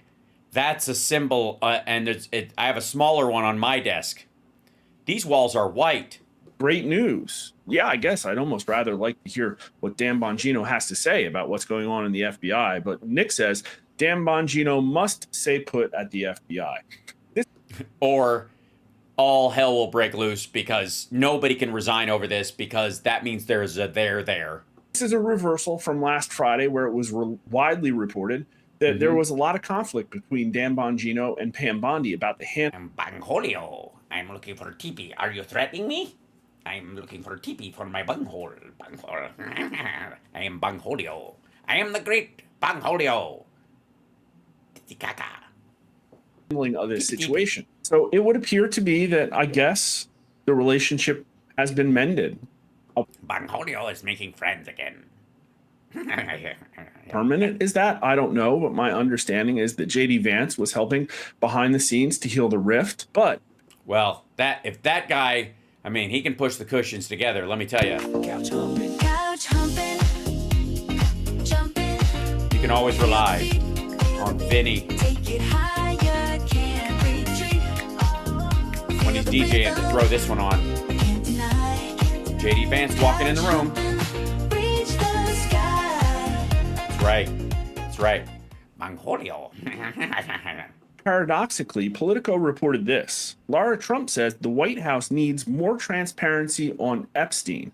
President's daughter-in-law said she expects the files to be released soon, and this is reported yesterday evening. So this is breaking news. Yeah, she later that day she got from Eric. Laura Trump, President Donald Trump's daughter-in-law and former co-chair of the Republican National Committee, said the White House needs to show more transparency in its handling of the investigation into convicted sex offender Jeffrey Epstein. Yeah, stupid Pam Bondi. This is what I've been saying. You can't just trust me, bro, and make this go away. Epstein's been in the news forever, and it is a symbol of two-tiered justice. Yep. The president's handling of the Epstein case has roiled his political base. A lot of it, yeah. After top Justice Department officials reneged on commitments to release investigation files. The rift threatens to alienate supporters who have clamored for the documents. Laura Trump said in a podcast interview that she believes the administration will release additional documents from the Epstein investigation. Nope. They're going to release transcripts from the grand jury testimony, which will be strictly the details that they need, the bare bones to actually get a conviction. They're not going to include the rest of the stuff. And hopes it will happen soon. Here's the thing. People don't really want the list. People know that there is probably a list of people. Maybe it's not Epstein's list. It's probably the FBI's list. Yep. Of people who are persons of interest. That's right. There's also his entire day planner. So how about that? Into child predator behavior, quite frankly. And that's what Americans want. Americans only want the list from the FBI and the Trump administration because they do not trust their federal agencies. In a perfect world, what would happen is that the administration is a federal agency in many ways. that the federal agencies would just investigate and arrest these people. So if Trump wanted to make this go away, all he has to do is announce an investigation. Have Kash Patel No, that won't do it. No, he tried that with fucking Zelensky. come out and say, yeah, you know what? People do care about this. They don't like all of their financial elitist betters getting away with child rape. We're going to spend some of that $11 billion a year that we spend on the FBI investigating these people. I said bone. When did I say that? Come to Butthead. Come to Bangholio. I'm TP. I need TP for my bunghole. Bunghole. I am leaving the FBI. Are you threatening me? You're a dumbass. You should quit. Yeah, I quit. I'm out of here. I'm going to Lake Titicaca for TP for my bunghole. Bunghole. This is so fucking absurd. Instead of school board mama bears, instead of pastors who are going to anti-abortion events, instead of January 6th grandmas.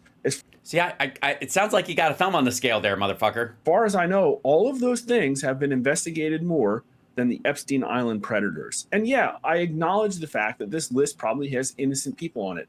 I acknowledge the fact that the FBI has probably destroyed or tainted some of the evidence. Well, yeah, especially because it was mostly gathered when Trump was president. Guess what? Investigate and get more evidence. How hard is this? But I want to reiterate this very important point. You never see a 100% number in polling. No. Never. I've never seen a 100% number. This is one of the highest numbers.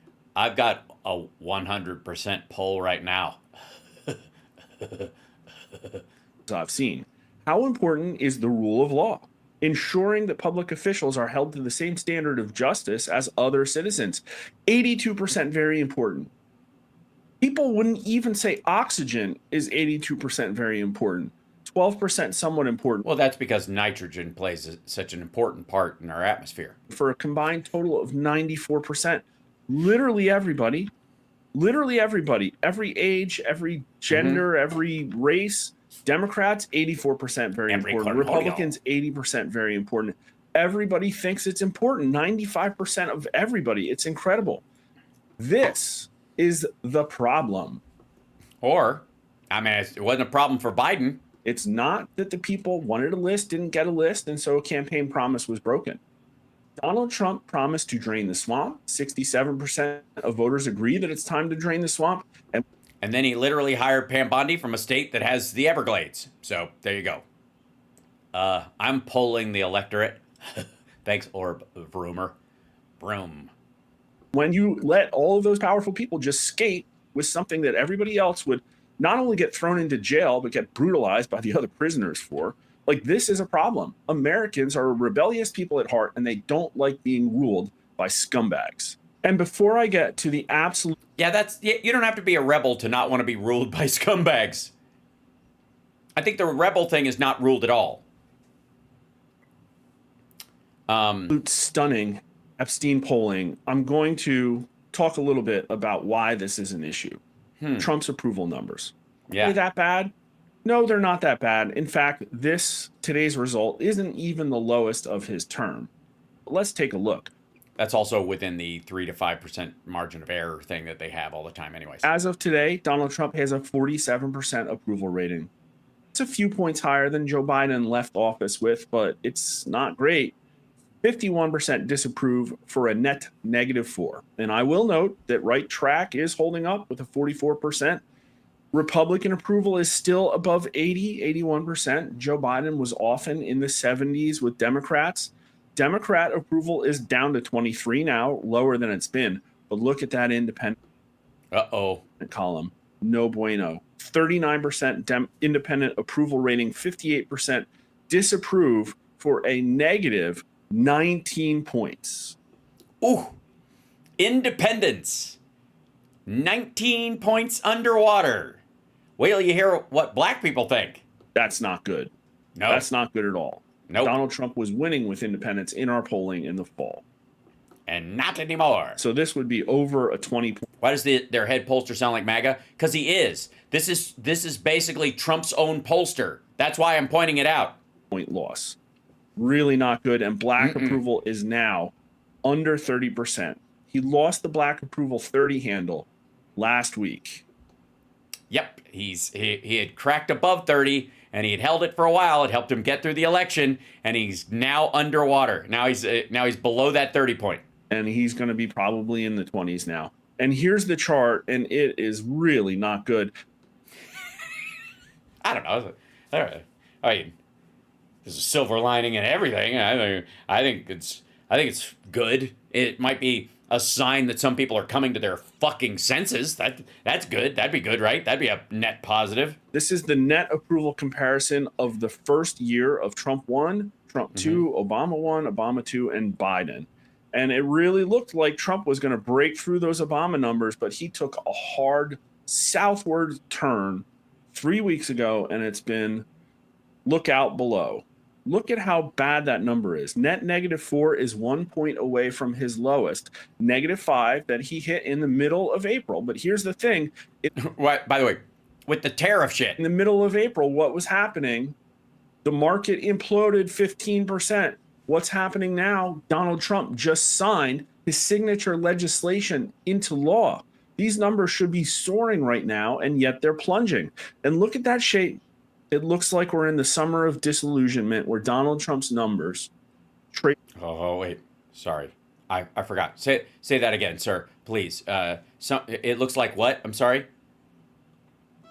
It looks like we're in the summer of disillusionment where Donald Trump's numbers trace the same old path that everybody else did. They get to July and August, and it's look out below. I just thought this one was going to be different. It's going to have to be different if Republicans plan on keeping a majority in the House and Senate. And that's the thing. Donald Trump's numbers probably are going to recover. They're probably going to come back up, and his approval rating is probably going to be higher again than Obama 1, Obama 2, Trump 1 for sure, and also Biden, probably.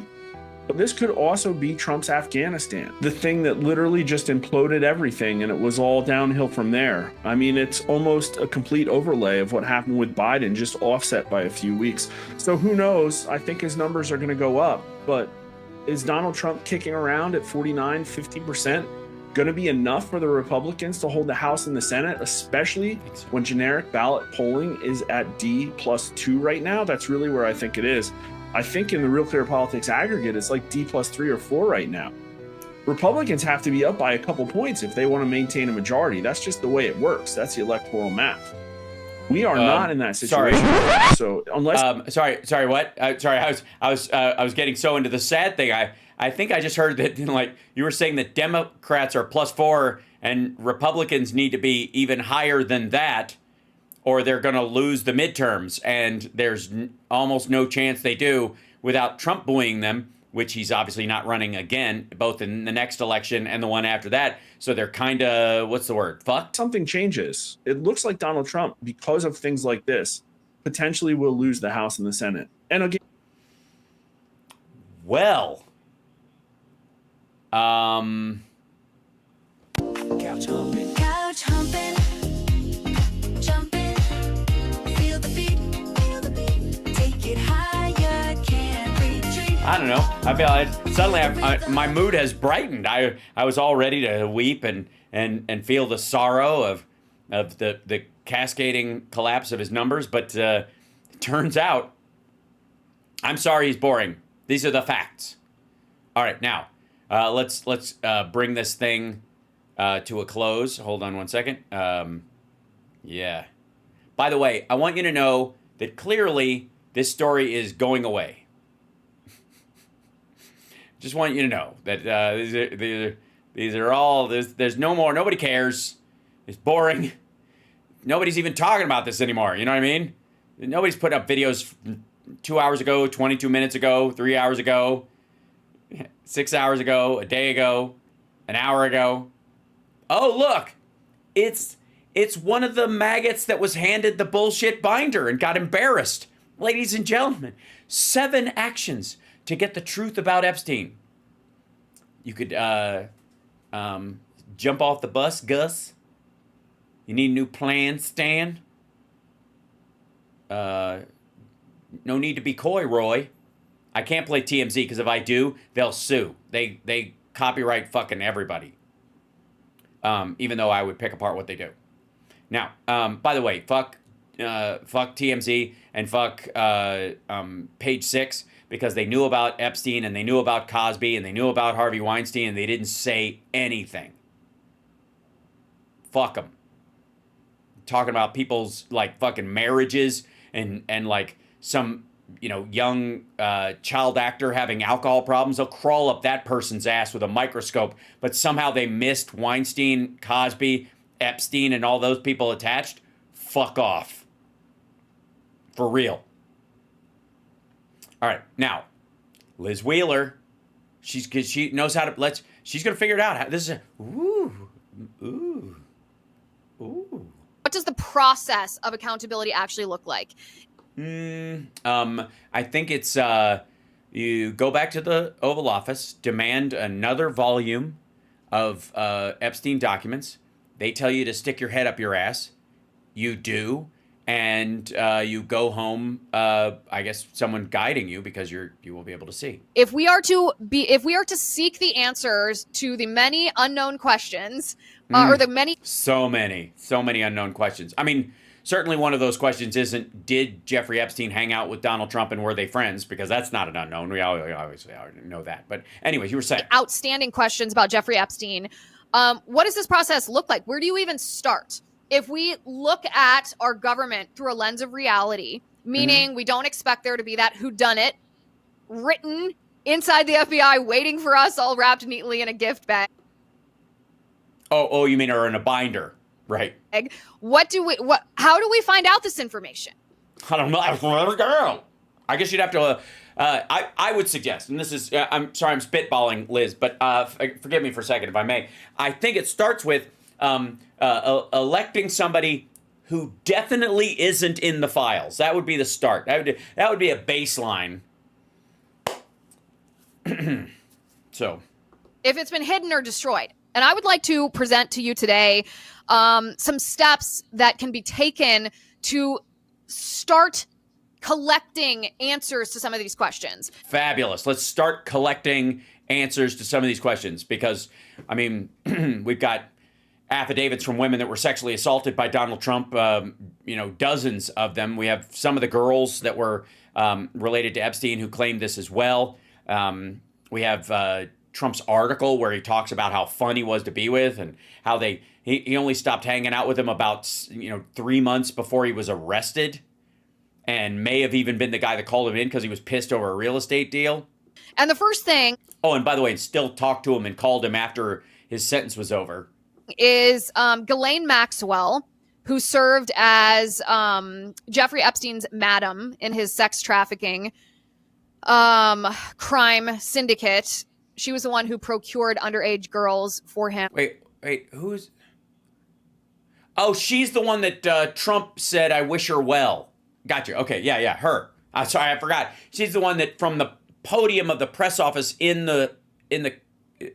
literally in the White House, Donald Trump wished her well and was worried about her going to jail because of something that had happened to her boyfriend, who was, if I'm not mistaken, checks notes, Jeffrey fucking Epstein. Absolutely disgusting. She's serving in prison for this crime, 20 years for the trafficking, the sex trafficking. Yes, she was prosecuted during the Biden administration. Of underage girls. She, according to the Daily Mail, is willing to testify in front of Congress. Now, I don't know what that entails. I don't know if she has the client list. I don't know if she has other details that she would be willing and able to not only supply, but corroborate about who Epstein was working with. Well, she wouldn't really have a choice. If she's going to speak before Congress, everybody gets to ask her questions. It would be she would be under oath. So if she was caught lying, they could add time to her sentence. If she tried to make a deal using it and she lied and it wasn't forthcoming, she would lose the deal. That would have to be part of it. So who gives a shit? Get her ass out there. If there were other men who she sex trafficked to, or I don't know what kind of information she has. However, I cannot think of a valid reason. Here's one thing she could do. I have an idea. Liz, work with me on this. Feel it, work it, understand it. Let me see. Where am I? Where's is the, hold on. Is it this one or where? I have so much stuff. Oh, yeah, here it is. Sorry. Beg your pardon. No, where did I put it? God damn it. I must have closed the browser earlier. Yeah. I beg your pardon. Give me 1 second. Let's see. We'll go this. 1 second, chat room. I want to open something up. Oh yeah, sorry. Here it is. What she could do. Yeah, here you go. She could do is she could corroborate all of this evidence. You could run her through the books and the CDs and the hard drives and all that stuff and what was on it, and what she could say, yep, that's his hard drive. Yep, that's his laptop. Yep, that's the one. Yep, that's the, I used to type on that all the time. Yep, that's the computer that was in the kitchen. Yep, that's our blue binders with 58 discs inside, right? You could do that, right? That would be the thing. And then you just you could give her that day planner. Right? How about that, Liz? What do you think? That could be the thing. Maybe. Hold on, where did I go? Where are you? Here? Yeah, there we go. How about that? Just let her, go. Yep, those are the butt plugs. That's right, Mad Mac. Why Congress would not take Ghislaine Maxwell up on this offer. I cannot think of a valid reason why not. Well, I think because maybe to talk, she wants time off, or she will try to exonerate herself, or she will try to say things in it that she knows will make it more difficult to find her guilty if she gets another trial. Or she'll only do it if she gets another trial, and then if she gets the trial, she said things in front of Congress and everybody could have seen it, and therefore she can't get a fair trial because of she violated her own Fifth Amendment rights in speaking frankly. That would be why. I don't know if this woman... So that's why you do it. You could do it behind closed doors, which would freak maggots out even more. So do that. is honest. I mean, I would not trust her. I would not give her the benefit of the doubt because she's in prison for sex trafficking children. That means that you're a bad person who has done evil things. Right. She's a bad person. Thank you. She's a bad person that's done evil things. Well, let's see. A bad person. It's a bad person who's done evil things. A bad person who... she's a bad person who's done evil things. And nobody likes her except Donald Trump. Why can't Donald Trump stop wishing Ghislaine Maxwell well? In a new interview, the president doubled down on and further contorted his remarks from 2 weeks ago. This was in 2020. In an interview with Axios and HBO, he was asked why he wished Ghislaine Maxwell well during a coronavirus briefing 2 weeks ago. Well, first of all, it's a long-time relationship is well documented, Epstein and Trump. Okay. First of all, you don't know that. Trump said about the allegations about Maxwell, who once dated Epstein. Her friend or boyfriend was either killed or committed suicide. She's now in jail. Yeah, I wish her well. I'd wish you well. I'd wish a lot of people well. Good luck. Let them prove somebody was guilty. Motherfucker, that's why she's in jail. Also, Trump was either killed or committed suicide. This was when he was still president. You might want to work that shit out before you bring it up in an interview. However, what could be the downside of inviting Ghislaine Maxwell to testify in front of Congress?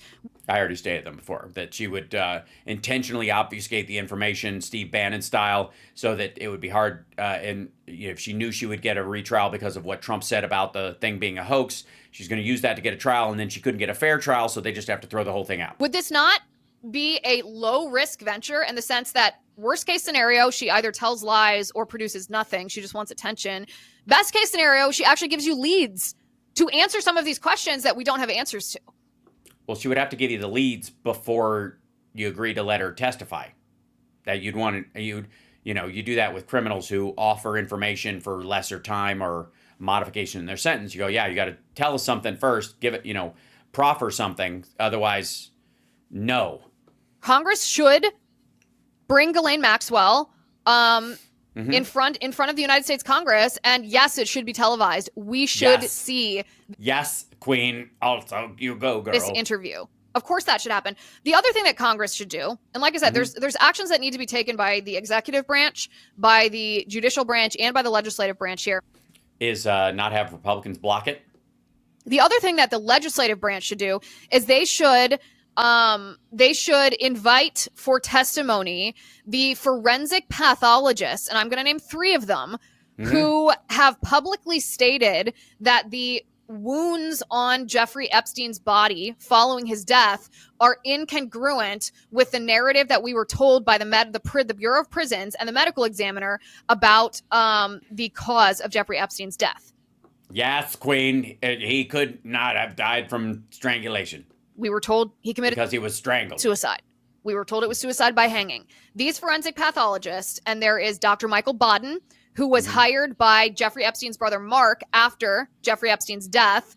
Bodden said, no, this doesn't seem like a suicide. When I'm analyzing the marks on his body, it seems like homicide by strangulation. He's one, and he is a very credible forensic pathologist.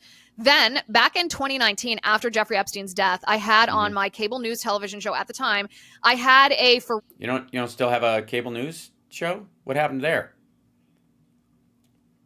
Inquiring minds actually don't give a shit. Forensic criminologist by the name of Dr. Ron Martinelli. I had him on the show, and he's a specialist. He oftentimes does the autopsies for police-involved shootings. I mean, he is used to victim body analysis, and he also said that that the marks on Epstein's bodies were incongruent with this declaration. Wait a minute. Bodies? There were 2 Epstein corpses? And that it was suicide by hanging. And then about a month and a half ago on the Liz Wheeler show, you can go back and watch this episode. Yeah, I'm not going to. I mean, I know I'm capable of doing it. I'm just not. I have no willingness to do it. I just can't. It is, I will warn you, it's a little graphic. It's kind of grisly, but it's also maybe I will. So fascinating. Chris Martenson, who is a PhD. Yeah, and has he apologized for the rest of his bandmates in Coldplay? PhD in pathology and toxicology, analyzed for us on this show. He brought up the pictures of Epstein's body, and he analyzed mark by mark what it means when you look at a body like that, what it would look like if it were suicide by hanging, what it would look like if it's not suicide by hanging, if it's homicide by strangulation, and all 3 of these, and these are just 3. There may even be more.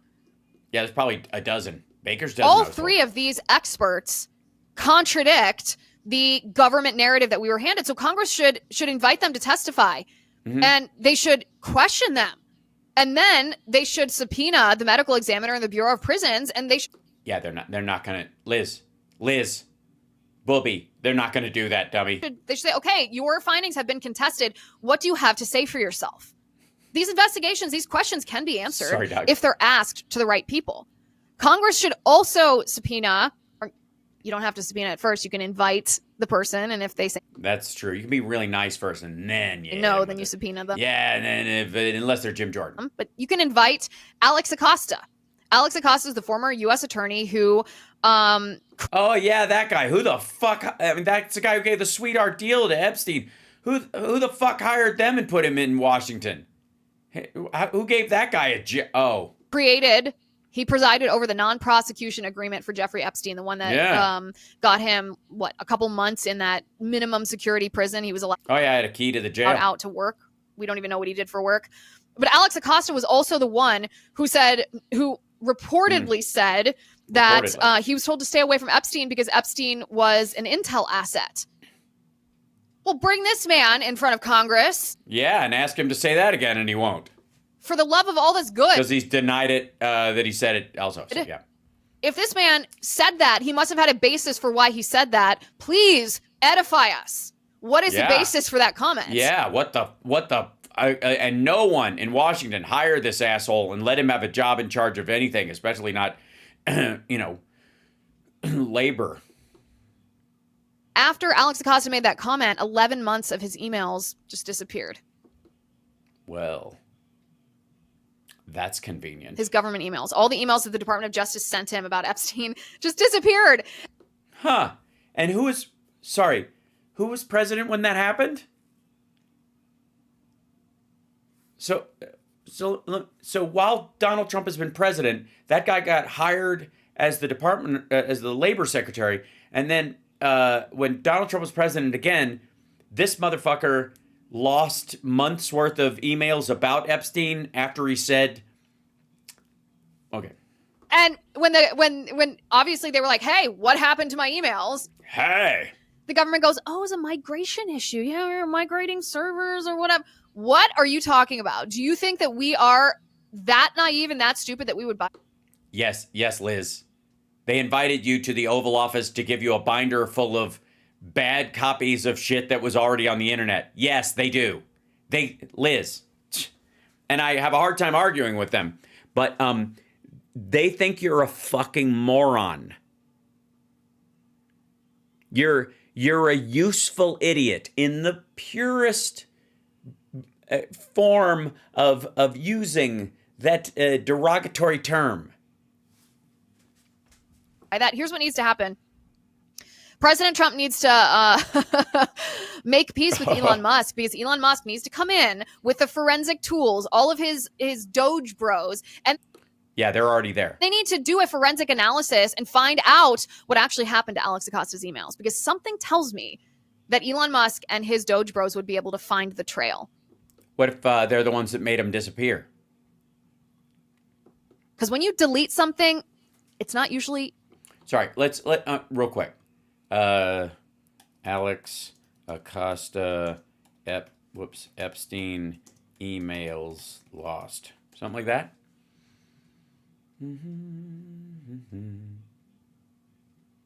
Oh, this was during 2020.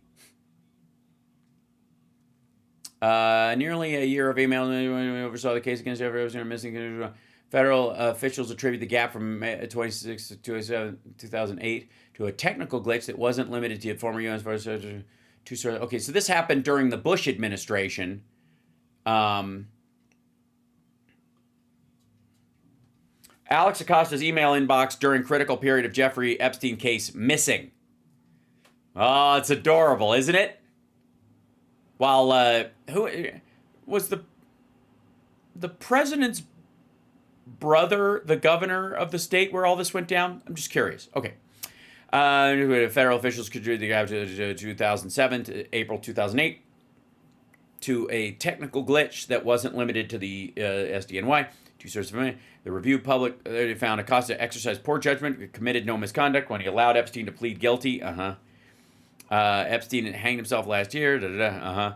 Investigation in the Justice Department's professional responsibility said they were able to reconstruct much of Acosta's inbox by examining his sent folder as well as other staffers' emails, but many questions remain. The email gap came during a critical period in the Florida Epstein case when the sex offender's powerhouse legal team aggressively negotiated with Acosta and his prosecutors. Epstein's non-prosecution agreement with Acosta's office, which covered named and unnamed co-conspirators, was executed in September of 2007.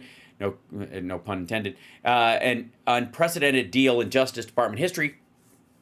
Officials said during the meeting, according to attendees in October 2007, Acosta had an unusual breakfast meeting at a Miami hotel with Epstein's lawyer, Jay Lefkowitz. The gap was also revealed Thursday, despite more than 10 years of litigation over the prosecutors handling the case. Yesterday, we were told that Office of Professional Responsibility was unable to recover months of emails from Alex Acosta, who was the U.S. attorney and the person ultimately in charge of this deal. That raises numerous questions about what the defense attorneys were telling Mr. Acosta and why he continually exercised influence to give a sweeter and sweeter deal for Epstein, said Epstein's victim's attorney, Paul Castle. We intend to pursue this issue. I am a firm believer that there are no coincidences, said Jack Scarola. There are a lot of strange things. Yeah, a lot of questions that remain unanswered and not yet adequately investigated. Yeah, so it's weird. Okay, cool. Actually fully deleted. You can go and hunt it down if you have the technological know-how. And Elon Musk and his Doge bros have that know-how. Let's find Not necessarily. out what happened to Alex Acosta's emails, because something tells me it's not a migration issue. It was. Well, it was 2007, 2008. So the idea that what they would need is a server from that time, a physical machine from that time. or if it went through one of the servers, if they had backups that they kept for a period of time or legally had to. But that was a long time ago. Just they got dropped on the side of the road as we were moving one email server to another. No. In Jeb Bush's Florida, George Bush's brother, Alex Acosta, Donald Trump's labor secretary. Okay, go ahead. And Pam Bondi's state, where she was also a lobbyist for Qatar in Florida, to the U.S. government and worked with Liz Wheeler. Or sorry, not Liz Wheeler. Absolutely not. What's her name? Susie Wiles. I do not buy that. The other person that Congress should call before them is William Burns. Who is William Burns? William Burns was the Undersecretary of State who, while he was the Undersecretary of State, met with Jeffrey Epstein 3 different times in 3 different locations, and very shortly thereafter became the CIA director. So when you hear reports about, Jeffrey Epstein met with the CIA director, well, technically he met with William Burns before Burns was the CIA director, but it is true that he met with the Undersecretary of State who became the CIA director in the midst of all of these scandals. He should be questioned about Jeffrey Epstein. His official narrative was, he was just consulting with Jeffrey Epstein about, Yeah, okay, let's check that out, shall we? William Burns Epstein. Exclusive Jeffrey and Private Calendar, CIA Director. This is 2023. I was showing emails, let's see, Epstein's emails to former CIA Director. This is Tucker Carlson a month ago. Well, you were shown these things. Well, that's as good as us seeing them. You just tell us what's in them. I'm reading Bill Burns' autobiography, the CIA director for Biden. A very close friend of Epstein's, by the way. Yes. No, just a fact. Yes, I know. I just saw emails from Epstein to him. Yes, as someone showed me. I'm just saying, friend of Epstein's. Yeah. Just saying, somebody showed me. Someone showed them to you? Why wouldn't you get copies of those things or show them to... right? Why wouldn't you go, I'm going to need copies of those? You're going to make me look like an asshole if I even bring this up to anybody. Let's see. CIA head's name, William Burns. Okay, yeah. This was the whole thing. CIA head's name in Epstein's calendar. This would probably be that calendar we were talking about. Show schedules. The newspaper said documents include thousands of pages of emails and schedules from 2013 to 2017. Haven't been previously reported. By the way, notice the Trump era part of this kept conspicuously quiet. Okay, personally denied that Burns 67 had any knowledge of Epstein's personal life at the time they met. In 2014, when Burns was Deputy Secretary of State, he was reportedly scheduled to meet with Epstein 3 times. He was reported scheduled to meet with him. He was first listed to meet Epstein at the latter's Manhattan townhouse. After one meeting at the townhouse, Epstein apparently planned for his driver to take Burns to the airport, though Burns recalled meeting Epstein briefly via a mutual friend in Washington. He denied the other meetings in the calendar. When asked whether he'd met Epstein, Chomsky, an American linguist and political activist, told first response is that is none of your business or anyone's. Second is that I knew him and we met occasionally. That's probably one of the most fucked up things. And I've mentioned this before. Noam Chomsky. This was Noam Chomsky's response when asked about his relationship. Chomsky, the article said, met with Epstein on a number of occasions through 2015 and 2016. He told the newspaper he met with him to discuss politics and academia.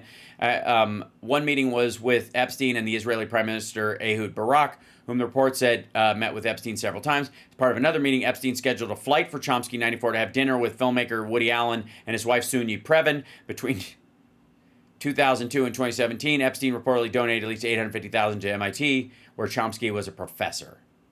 Yep, just hanging out. Also, by the way, I'm going to jump around for a split second, but the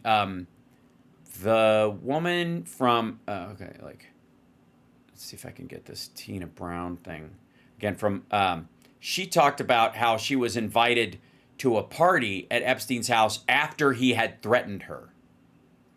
And it was a very chilling experience. I mean, it was scary, actually, but we barreled ahead. Obviously, it meant we were extremely careful with the legal. About 6 months after this, I got a phone call from the publicist, Peggy Siegel, And she said to me, Tina, I want you to come to a great dinner that we're having tonight. Prince Andrew's in town, and I thought you might want to come to this dinner because I know you know Prince Andrew. She said it's at Jeffrey Epstein's house.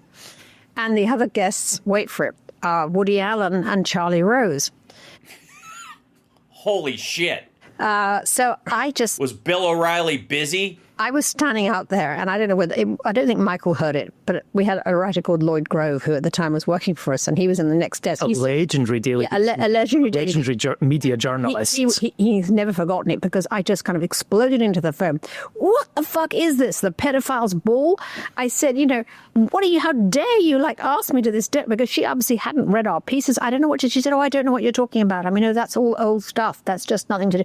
She obviously, he was still perpetrating the myth that he was an invitable human at that point, and people were still buying into it. I am happy to say I declined. And now, of course, that dinner has become almost like a sort of, were you one of the people who went to that because it was like such a, part of me wishes to God I had been there, because, what a scene, frankly. I believe was the dinner that was also attended by George Stephanopoulos and Katie Couric. Indeed. And both of them have expressed grave regret for that. Indeed. Said that they had clearly no idea of the intention. I believe George Stephanopoulos has said that he was fascinated by the idea of meeting Prince Andrew and had no previous or experience of Epstein and no subsequent dealings. Also, real quick, if I may.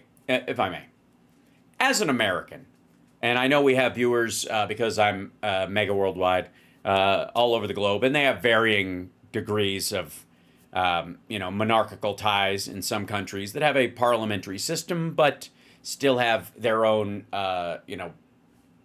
monarchies that run them, and maybe completely fine countries. But I will say this: as an American, we fought a war with England specifically, so that we would not have to give a shit about what royals think or do. There are no magic families. All families are magic. Fuck you. Being born into a family where for a long time you guys have all worn a special hat is fucking ridiculous. So the Queen may have been a lovely woman and used her station in life and the fact that she was born into that to do something nice with it. Good for her.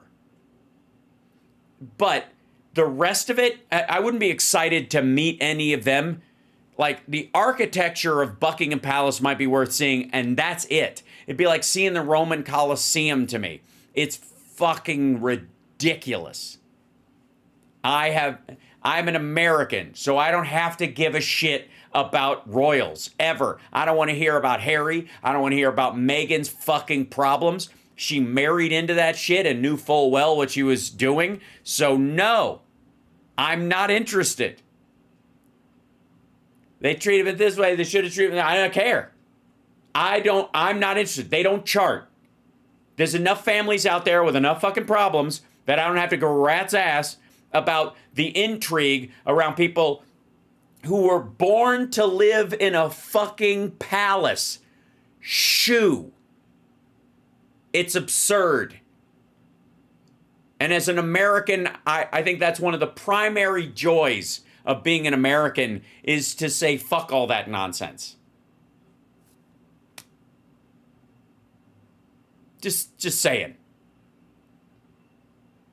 Like, never, not ever, not interested. Don't want to watch the fucking Royals TV show. Don't want to give a shit about, like, the fucking transition where people get to the lady wore the hat until the guy gets to wear the hat. It's just dumb. I'm no interest, and I don't want to fucking hear about it. One of the most annoying things about the Daily Beast, and this probably has a lot to do with the fact that everybody that started it is British, is that they mention the royals all the time like I'm supposed to give a fuck. I do not. I am not going to. As an Irish person, I agree. Well, I'd like to say that as a fellow Irish / Scottish person, I fucking agree with you. Fuck all that nonsense. I believe in people. I'm Canadian. I love Diana, even her death. Okay, she's a good woman. I like her for that reason, but there are so many people, just volunteer firefighters, who have saved lives and given their lives and put themselves physically in danger and then died unknown across this country, across the globe, that you'll never know. And because royals are taking up hard drive space. No, I don't care. I don't fucking care. I'm not gonna fucking care. Fuck them. They can go pound sand, right? So, just saying that. I'm not gonna do it. I'm not. It's just the whole thing is fucking ridiculous. I don't care. I'm not gonna. So there you go. I'm gonna sign off because I got radio in the morning. I'll let you guys go. Can I show you one more thing? Can I show you one more thing? One more thing. Benny's been having a real hard time. Benny Johnson. And this is how bad it's gotten. He's now reading live on his show the chapter marks on Tucker Carlson's podcast off of X. Do you know how far the shitty have fallen? That only Tucker Carlson would ask about when it comes to the sordid Epstein affair. All the Jew stuff, right? All that he was a Jew, so clearly it was the Mossad, and clearly Israel controls America through Epstein, and it couldn't just be that rich guys fuck around with rich guys, and a bunch of them just it's like to Trump's pals fucking kids is like golf. They just meet there, do their hobby, and agree on business deals. And that question is why? We know that Jeffrey Epstein was a monster. We know what he did to children and young girls. Yeah, and Donald Trump didn't give a shit. Some as young as the age of 12. Mm-hmm. And Trump said he likes him on the younger side. Isn't that nice? He likes beautiful women as much as I do. He likes them on the younger side. Here's to another wonderful secret, eh, Benny? We know that Jeffrey Epstein got away with it. This is well documented. Well, he did, in theory, die in jail, unless you're making the case that he survived, which I'm kind of with. I lean towards he actually survived. I don't think he actually died in jail at all. If there is a conspiracy, if he didn't hang himself, if it's not Occam's rubber mallet, if he didn't just do that, the other option is not he was killed. I think he got away with it. I think he fled and got facial reconstructive surgery. He's still alive. Documented. You can see the documents. It's not even up for debate. But the question is, why? Why did this happen? What type of person allows this to happen? And what type of person staffs our federal government's top echelons in order to allow for it to continue to... Oh, you mean like Trump hiring Alex Acosta or Pam Bondi or other people who worked in the Florida legal system that were, that enabled this shit for a long time? Or Donald Trump himself, who was fucking elected and was the dude's fucking wingman? Protect it and to enable this type of behavior. Oh, you mean by saying it never happened and it's a hoax? Sure, gotcha. To what end? This is a fascinating conversation. We're just going to zoom in on one part of it. First, the protection mechanisms for Jeffrey Epstein. What were his crimes, especially when he caught a case in Palm Beach? This was in the year 2016 through 2008. Yes, where Donald Trump was in a real estate deal with them, where they were jockeying for the same piece of property. Ultimately, Trump got the property, but it cost him about $10 million more because Epstein was jockeying for it, and he got mad at him, and they were on the outs. And then in a couple weeks after that, somebody called the cops on Epstein and said there's a bunch of young girls coming in and out of his property, which seems like petty and a way to get back at your wingman. But apparently that seems to have what happened. Still, nothing happened. And then a girl at one of the local high schools was in a fight. And when they looked in her purse after the fight, they found $300. And they said, "Where'd you get the $300?" And she said, "I deal drugs." And they called her mom or stepmother, and her father came down, and everybody. And she said, "I deal drugs. That's it." And then she came clean and said, "Actually, I was paid $300 to give a massage to this old guy at this property, and this other girl talked me into it." and then that's when they opened a case against him. And what happened next? Did you know the authorities were tipped off possibly by Donald Trump to Jeffrey Epstein's crimes? Nothing happened? That his house was scrubbed clean by the time they got there? That it was an inside job the entire time? Your blood will boil. Listen to this. Oh, you make me when Trump called the cops on him and then called him and said, hey, somebody told on you. You should probably watch out. So he could work his way back into him because he felt, he snitched on him and then he tacoed. But through Maxwell, story goes, she would go out and she would identify a girl who, very often was from a broken family or from, no father in the picture, was very important because fathers tend to beat the hell out of, 40-year-old guys who sexually assault their daughters. And so you find these girls who kind of already have like some problems. And my preferred, my weapons of choice would be a cinder block on the end of a chain, sort of a situation. And then a long and painful death by potato peeler. Bring him in to give him a massage. Say, look, he's this wealthy guy. He's very interesting. He just likes to get massages. He'll pay you $200 to give him a massage. Don't you want to just make $200? Back in the 80s, 90s, early 2000s, a lot of money for high school girls, especially from the wrong side of the tracks. And so some of them would, I presume, say no, but others would go do it. And once they found ones that they liked who kind of fit the profile, then they would outsource the recruitment to those girls. And there was actually one instance, in fact, where the girl, when they tried to assault her, because, they'd start out with the massage and then they would go from there. And the girls at this point, you're in this billionaire's house, isolated behind a gate. And what are you going to do? They don't, it's a scary situation for a high school girl, obviously. A lot of the people who look at the situation, and I tend to find I guess it's not strange when you really think about it, but when I talk to men about this, they're like, kill that guy, just get rid of that guy. When you talk to women about it, I find that they're a little bit more punitive in their view. And maybe that's just because... What was she doing there? Yeah, they remember being 15 and they're like, I wasn't just some purely innocent dove at 15. Well, men are protective as they should be of women. And so there was one girl who... Yeah, that's the way we think of you, Tucker. Protective of women. Unless, of course, they're suffering, prenatal complications and they're going to die if they don't have an abortion. And then, in which case, obviously, God needs them to go. She did react that way. She refused to do anything. And they said, well, okay, it's all right. It's all right. We still think you're awesome. We want to get massages and everything. I'll tell you what, you don't have to do anything. But we'll give you $200 for every one of your friends that you bring. If you find others, you bring them in to do this and, we'll give them $200. You'll get $200 every time you do it. And she did it. And those girls, really kind of sickeningly, and I think, they were kind of portrayed in the press as like prostitution solicitors and these are minors. These are high school girls being manipulated. Yeah, they were 14 to 16 years old. None of them are they're victims by adults who very skillfully manipulated billionaires. You know what I mean? So that's just a ridiculous idea to like place the responsibility on them. Kind of a sick thing to write in a newspaper, honestly. But and so they would do that. And, that's sort of ensured. I mean, the girl who is from a broken family and has some problems from the wrong side of the tracks, she might know a girl who is from an intact, middle-class family with two concerned parents. But very often her friends are kind of from the same mold that she's from. Every once in a while they weren't, though. And this is part of how he got caught. Is one of the girls that they brought in, they had a father. They had a mother who cared, and they had a pretty regular family who, after everything was over, she ran back to them and told them all about it, and they went to the police. And so the West Palm Beach, this was down in Florida, the West Palm Beach Police Department starts looking into the guy, starts gathering more information, starts talking to more witnesses. And very quickly, this thing starts expanding out so that 2 witnesses becomes 4, and 4 becomes 8, and 8 becomes 16. It's like expanding a lot, and they're realizing they have a big issue on their hands. And as they're going through...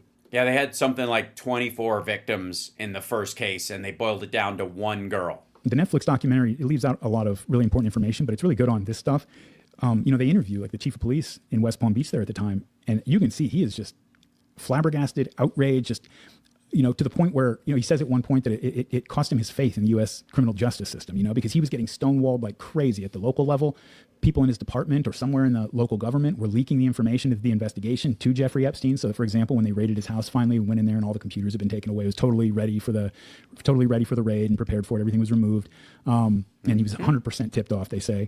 Once Epstein is arrested, the cover-up begins almost immediately with honest prosecutors trying to figure out why this man, this monster, isn't put away for life and quickly. It's enraging when you hear what punishment Jeffrey Epstein was given, and also what... Yeah, we all know this shit. And by the way, Trump was friends with him all during this shit. unbelievable protections were allowed for his criminal network. Here we go. She goes to her bosses and she kind of grills them a little bit, like, what the hell is going on here? You know what? She wrote this in an email, actually. She was very aggressive about it, though. She's like, I don't know what's happening here. I don't know what the deal is, but like we have a child predator on our hands with an open and shut case to put this guy away for the rest of our life. What is the problem here? And she gets reprimanded and told in no uncertain terms, your attitude is not appreciated and you need to back off and all these kind of things by her superior. And so then one day, and this is while the subpoena's out for those computers, Alex Acosta personally goes and cuts a deal with Epstein's lawyers without telling the lead prosecutor who's looking into the case. Yes, and Donald Trump hires him to be labor secretary, to work in the White House, in basically a relatively no-show job that he has no experience with. What the ever-loving fuck? I mean, it was a scandal that somebody like that would be labor secretary anyways. Without telling the victims, which is in contravention of victims' rights law. You know, if you're going to cut a deal with a sex offender, you got to tell the victims, hey, by the way, this is what's happening. Here's why we're doing it. And just so you know, he's going to be out of jail in a year or something. You have to tell them. It's a law. This guy wind up as labor secretary. That is Donald Trump appointed him. Story worth looking into. I don't know. But Donald Trump made him labor secretary. That's how. Period. Ask Trump. How about this? Everybody's like, Ghislaine Maxwell should talk in front of Congress. People, we need to bring in some, even the victims, if they want to come forward, they should go, how about this? How about this, motherfucker? How about Donald Trump has to sit down and explain under oath his relationship with Jeffrey Epstein and how the ever-loving fuck Alex Acosta became the labor secretary, considering it. A lot of candidates for the gig. So why that guy? Yeah, he comes in. Yeah, exactly. You've got Trump's fucking phone number. You bragged about it last week. Call him and ask. Sorry. And he cuts a deal with the lawyers that says that the federal government agrees not to prosecute Epstein for any of the crimes that are being alleged, any related crimes that have yet to be alleged, nor will they prosecute any of his accomplices, known or unknown. So crimes that come out in the future committed by people who aren't known about yet, those are covered under this immunity as well, right? It's the most blanket you can possibly imagine. And as a condition of the deal, the subpoena for his computers was dropped. Okay. So it sounds like. Also, I'm still confused on how you can even do that. How can you basically pardon or excuse or give a non-prosecution deal to people you do not know the extent to what they've actually done? If you find out they've committed a crime and you're like, oh, well, sorry, they were literally cannibalizing children, but we can't prosecute them, so could we sign a deal? They intentionally. It's bizarre.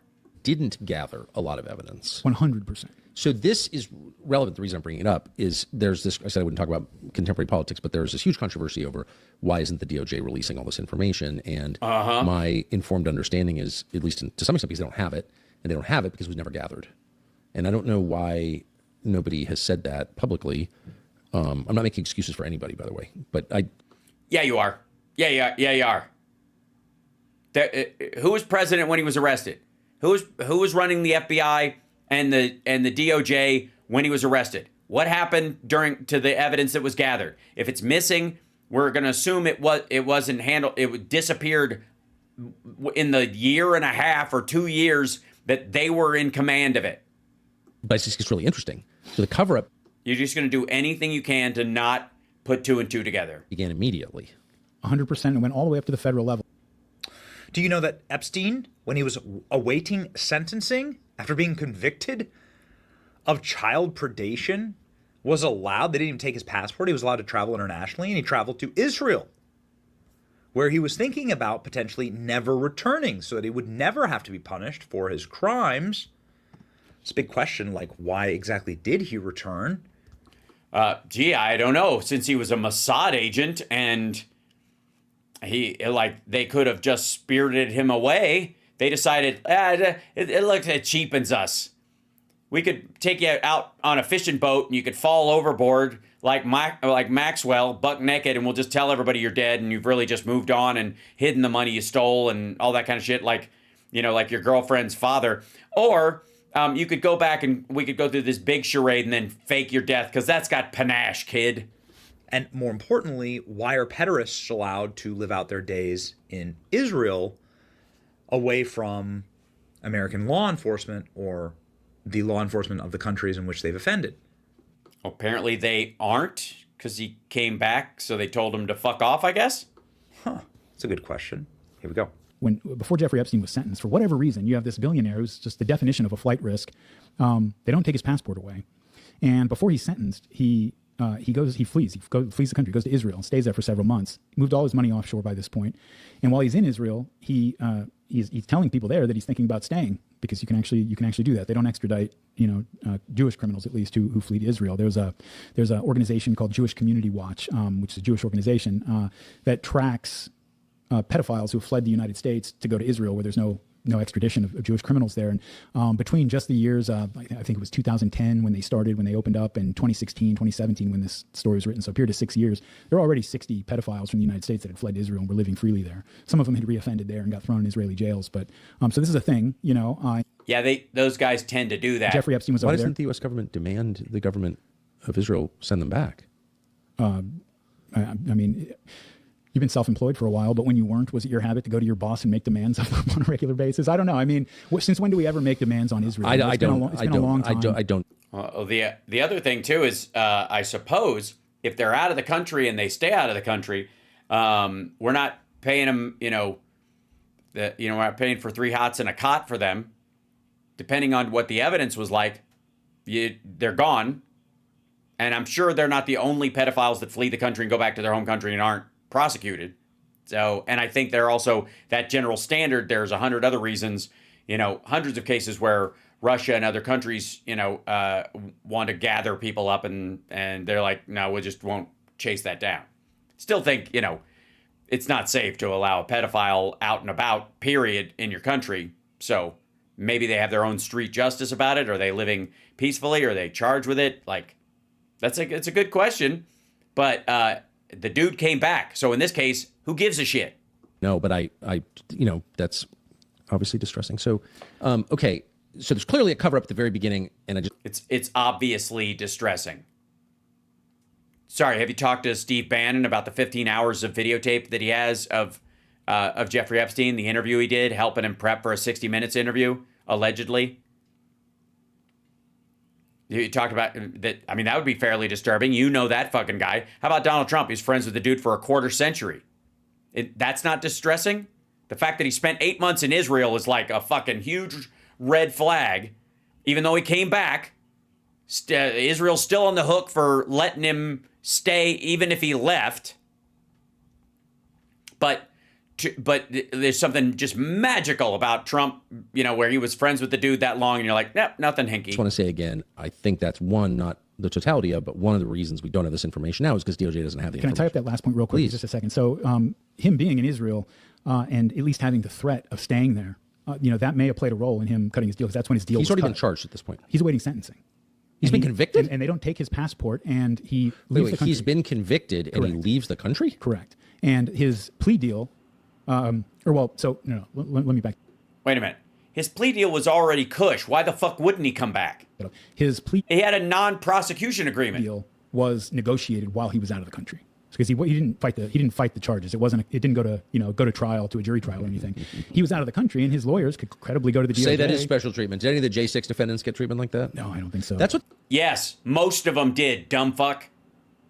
There's like 3,000 people they could have charged, and about 800 were actually brought before a fucking judge, and a bunch of other ones were coordinating shit, and the only ones that stayed behind,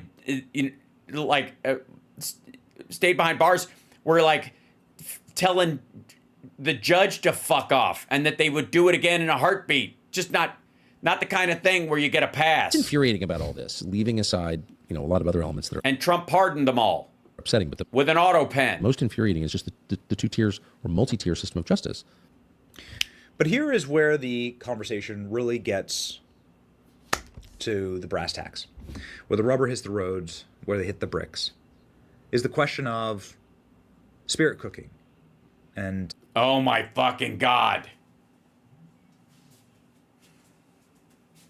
So you're going to push this idea that not only did Trump not know this dude was fucking kids, but that he didn't know that they were like doing blood rituals either. that he missed all of this shit. They partied like fucking crazy, but he never got taken to an Eyes Wide Shut party where they were doing any ritual shit. Okay. Demonic and satanic activities here, the kind of activities that you would have to delight in order to allow and enable a Jeffrey Epstein, or... Oh, I see. So Trump and Alex Acosta are demonic. All right, maybe you've got a point. To be a compatriot with a Jeffrey Epstein, to be somebody who's engaging as well. I mean, do you have a child abuse artwork hanging in your household? If you got on a plane and a bunch of little girls came out in their underwear to give massages, like, which Trump did, what would you do, right? Of course, even if you visited somebody's house or home or island, right? Like Dershowitz, would you get a massage from a dude that you knew that there was even whispers the dude was a pedophile? Found out that these things were going on. You probably don't know anybody who owns an island. I don't know anybody who owns an island. Do the shitty little ones in Minnesota count? The little ones you can like fish from? They're not. I mean, obviously they're not Caribbean islands and they're frozen most of the year. But if you found these things out, then you'd no doubt say, "Well, wait a second. I'm in the wrong place. I need to call the authorities. I need to get the hell out of here." And you certainly wouldn't tell Vanity Fair that the person who invited you on the plane was a fun guy to hang around with. I need to throw you out of this plane. But none of Jeffrey Epstein's friends did that. So who? Yeah, including Donald Trump, who apparently fucked his wife, his current wife, for the first time on Jeff's plane. And had Jeff flying underage girls on his plane, on Trump's plane. Who are these elites? Tucker Carlson and Daryl Cooper are going in on... so fucking stupid. Exposing who these people actually are. And also, no, they don't. Can we just say no, they don't? These are two guys talking.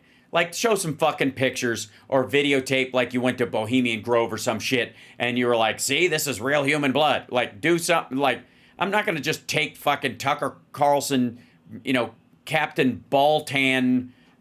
Where is it? Hold on. I need my mouse to work. There you go. It can happen to anybody.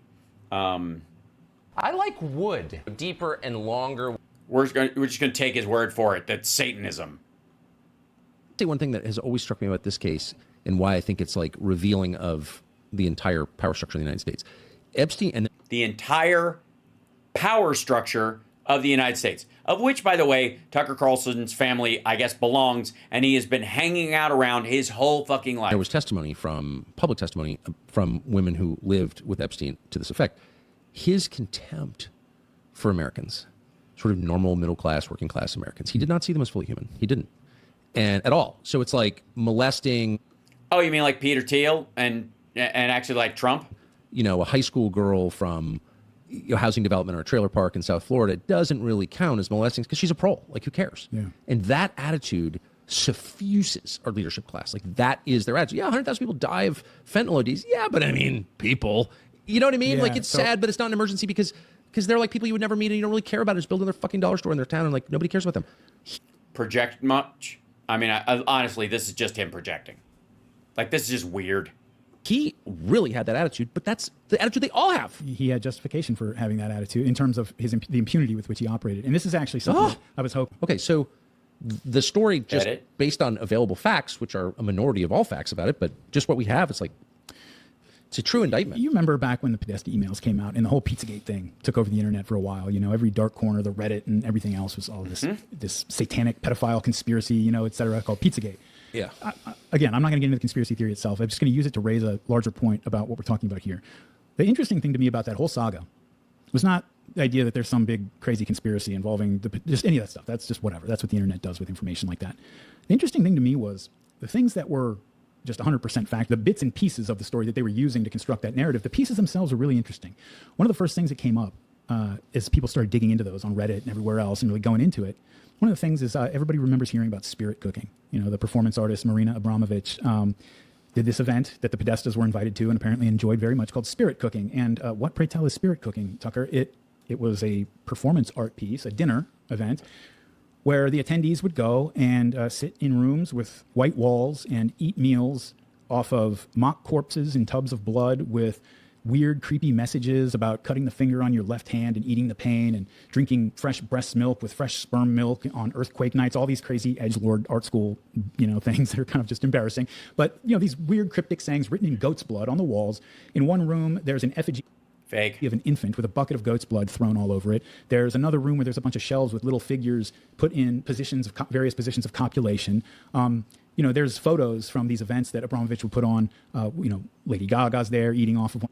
By the way, this is it takes you about 2 seconds. Maria Abramovich, mix fresh milk from the breast with fresh milk from the sperm, drink on earthquake nights. On your knees, clean the floor with your breath, inhale the dust. Wash your bed sheets in lemon juice, cover the pillow with sage leaves. With a sharp knife, cut deeply into the middle finger of the left hand, eat the pain. Facing the wall, eat 9 red hot peppers. I almost said chili peppers. Take uncut 13 leaves of green cabbage with 13,000 grams of jealousy. Is that powdered jealousy or in liquid form? I just hate when you have to substitute in the middle of a recipe and you're like, God damn it, is the jealousy store open right now? Steam for a long time in deep iron pot till all water evaporates. Eat it just before attack. Fresh morning urine, sprinkle over nightmare dreams. This is for her poem in 1996, Spirit Cooking. I gotta tell you, it sounds like douchey edgelord poetry. And one of these mock corpses, Gwen Stefani's at one of them, and they're there at these places where, forget about people want to say, oh, this is a satanic ritual. Forget about all that. Forget about all that. Just think about if this was your friend or your brother or your sister, and they went to this thing, or if they brought you to this thing, you'd be like, what are we doing here? What is this exactly, right? And so the next thing that came out, wouldn't you run immediately? This is this lady. I might run just if she was like, welcome, come inside, I'd be like, nah, pass. She's from Serbia and Yugoslavia. She wrote a book of aphrodisiac recipes, apparently. She explores body art and endurance art, the relationship between the performer and the audience, limits of the body, blah, blah, blah. It's like, again, this is like edgelord shit. Red bourgeoisie. Where's the thing? Raised by her grandparents till she was 6. Who cares? Career: student at the Academy of Fine Arts in Belgrade. Postgraduate studies led to marriage to Nessa Pereira, and they've written this thing. And then there you go. Okay, art career. Rhythm 10 in 1973. Her first performance in Edinburgh in 1973. She explored elements of ritual and gesture, making use of 10 knives and 2 tape recorders. The artist played the Russian game in which rhythmic knife jabs were aimed between the splayed fingers of one hand. The title of the piece getting its name from the number of knives used. Each time she cut herself, she would pick up a new knife from the row of 10 she'd set up and record the operation. After cutting herself 10 times, she replayed the tape, listened to the sounds, and tried to repeat the same movements, attempting to replicate. She set out to explore the physical and mental limitations of the body, the pain, the sounds of stabbing, the doubles. Okay. Rhythm 5 in 1974 sought to revoke the energy of extreme bodily pain using a large petroleum-drenched star, which the artist lit on fire on the stage performance. Standing outside the star, she cut her nails, toenails, and hair. When finished with each, she threw the clippings into the flames, created a burst of light each time, burning the communist 5-pointed star or pentagram. Represented a physical and mental purification. She was anti-communist, and this was part of this as well, just for the record. Leapt in flames, the center of the pentagram. At first, due to the light and smoke given off by the fire, the observing audience did not realize that the artist had lost consciousness from lack of oxygen inside the star. However, when the flames came very near to her body and she still remained inert, a doctor and others intervened and extracted her. She later commented, I was very angry because I understood there is a physical limit. When you lose consciousness, you can't be present, you can't perform. Rhythm 2 is this other one, Rhythm 4. So she does these, Rhythm 0, she does these fucked up shows, works with this guy, Ule. It's like something from Dude Where's My Car. Listen to me. I'm saying the dude because of that. It's like something from The Big Lebowski. Oh, nice marmot. You know what I mean? Like Uli, what's his name? The artist that she's sitting around with. I think it's in reference to this shit. Man, there's a beverage here, huh? Yeah, she's like David Blaine, dark poetry, shit like that. They ran to each other in relationship in space in 1976. The couple ran into each other repeatedly for an hour, mixing male and female energy into the third component called that self. So they just banged into each other. Come on. It's shit she does at MoMA, and she's been doing it since the 70s. That's why people go. It's not the only thing they go see. Like, I gotta tell you, like, a lot of this shit is just, the artist is present. let's see, the Museum of Art held a major retrospective of her art, curated by this. She did this during the run of the exhibit. The artist presented a 736-hour and 30-minute static silent piece in which she sat immobile in the museum's atrium while spectators were invited to take turns sitting opposite her. Uli made a surprise appearance at the opening night of the show. That was the other guy. She set a rectangle marked with tape on the floor of the second floor of the atrium, and light showed her sitting in the chair and the chair opposite her. So she sat there for 736 hours, I suppose shitting into the bag that she was sitting on, while people could just sit opposite her and she would engage with them. Come on. She got a Peabody for her art. She was in IFC's mockumentary, or they did one. They parodied her work in her film Marina Abramovic, The Artist of Present. The show was called Waiting for the Artist, with Kate Blanchett as Isabella Barta and Fred Armisen as Demo. Fuck, I love that show. Documentary now is fucking spectacular. Anyways, it's art for art's sake. They just pick out the darkest ones and ignore all the rest and go, see, spirit cooking. They're cooking babies. Again, you would, I would, everybody we know would, everybody. And Tony and Heather Podesta went to this. Mm-hmm. And well, I don't know if Heather did or not, but he and John did. And so Tony's a big art collector. Oh, I'm aware. Okay. Yeah, I knew. Right. And this woman has won a Peabody. She's had a 736-hour live art installation at the MoMA. Get the fuck out of here. Like, you don't even have to like it to just know. I mean, this is like, what was the dude who did the pictures that everybody freaked out about because they were so gay with like a riding crop up the dude's ass. I'm blitzing on the name. It's that freak out all over again. It's just a satanic panic version. His wife. Yeah, and his art collection became a big part of the. Hal, don't be so pedestrian. Shitting in bags is avant-garde. Look, Corinne Daggs, you know art better than I ever will. This is like right in my neighborhood, by the way, where I live. So, which is so weird. You know, Tony Podesta's taste in art became a big part of that whole Pizzagate story, and it's one of those things that, again, when you have gaps to fill in a story and just pieces of information, you're not getting any explanations from anybody that make any sense, explaining it to you in a way that's plausible. That's how conspiracy theories grow like mold, right? If something like that is going on in your city, if like some of those powerful people in your city are participating in something like that, they're not participating. They're going to see an art installation from somebody who's had shit at the MoMA for 736 hours, and they do a private version of it because they can't just go to the MoMA and sit across from it because they're who they are or whatever the fuck. I don't care. There's weirder shit than this. Fuck it. Just get out of here. Donald Trump partied alone with Epstein at Mar-a-Lago and at his own private, at Epstein's place with just him and a bunch of chicks a bunch of times. Mapplethorpe, thank you. Which was way weirder. I don't need to know anymore. Yeah. I literally don't need to know anymore. Like, that's just... I told you earlier that I made the point of going and buying the copy of Architectural Digest and Washington Life magazine that profiled his apartment and his art collection. And on the walls, in the photographs, in these magazines, okay, there's a lot of different art there, but like the most prominent one's a mural size centerpiece of a room. The others are poster size, like big, important, prominent pieces that he's got out for everybody to see, are by a Serbian artist named Biljana Đurđević. And they're part of a series of paintings that, according to the artist's own interviews, are based on explorations of child molestation, sexual assault, and just childhood trauma and abuse in general. And it is, there are a lot of paintings in the series, but the ones that show up in the magazine piece, for example, the great big mural one, is a bunch of young girls, they look like maybe teenagers, 12-year-olds or something, who are lying in a circle. It's called Synchronized Swimming is the name of the painting, lying in a circle at the bottom of like a tiled room or something. And they all have this spaced out, kind of dead, drugged out look in their eyes, and some of them have black eyes, and they're just sort of laying there. And so I don't want to be ruled by people like this. Well, so let me just keep, because this gets so much worse. Oh, you're upsetting me because I lived know. in this world for so long, and I intentionally ignored this, but now that you are... Sorry. Tucker Carlson lived in a world of people who had child molestation art on their walls? Describing it, I'm like, I can't even believe I was in the same county as people like that. I would, look, if I was into... You still are, dum-dum. Art that featured tied up prepubescent children in their underwear by an artist that says this is all about child sexual assaults, what the series of paintings is about. If I was into that, I would at least take it all down before company came over. These were rooms that he threw his parties in. He invited people over to. I would definitely take them down before Architectural Digest. But if you were photographers into showed them, up. like being, let me just be clear, being into something like that means that you are on an evil path. That's evil. I don't know what to say. Like an image like that, it's also obvious now that I have distance from it. That's bad. He was asked in an interview about some of his favorite artists. One of them that he listed was a woman named Patricia Piccinini, who does, I guess, sculptures, you would say. I don't know if they're clay sculptures or whatever, and they're really grotesque images of, a small girl standing up on her bed, maybe 5 years old, with this demon thing with its claws around her, kind of leering at. Right. Okay. Look, this is all we need from these dipshits. But can we finish on this? I'm going to finish on this. Donald Trump went to Jeffrey Epstein's house a lot. They hang out all the time.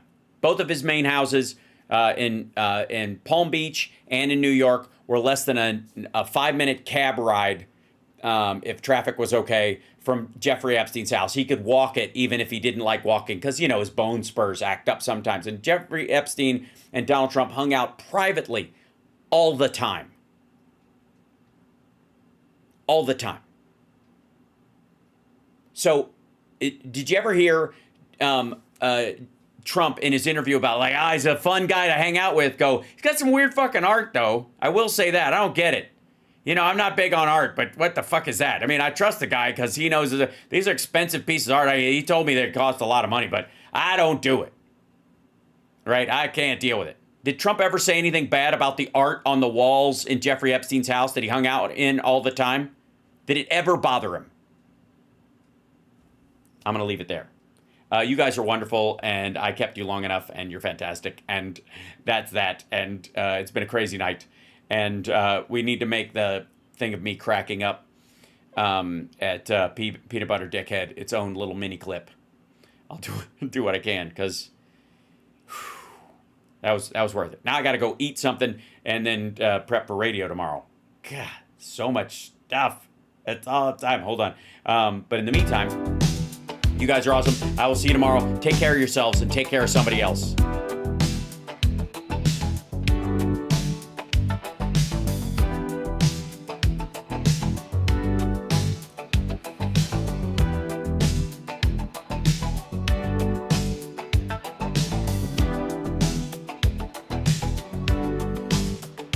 No, thank you guys.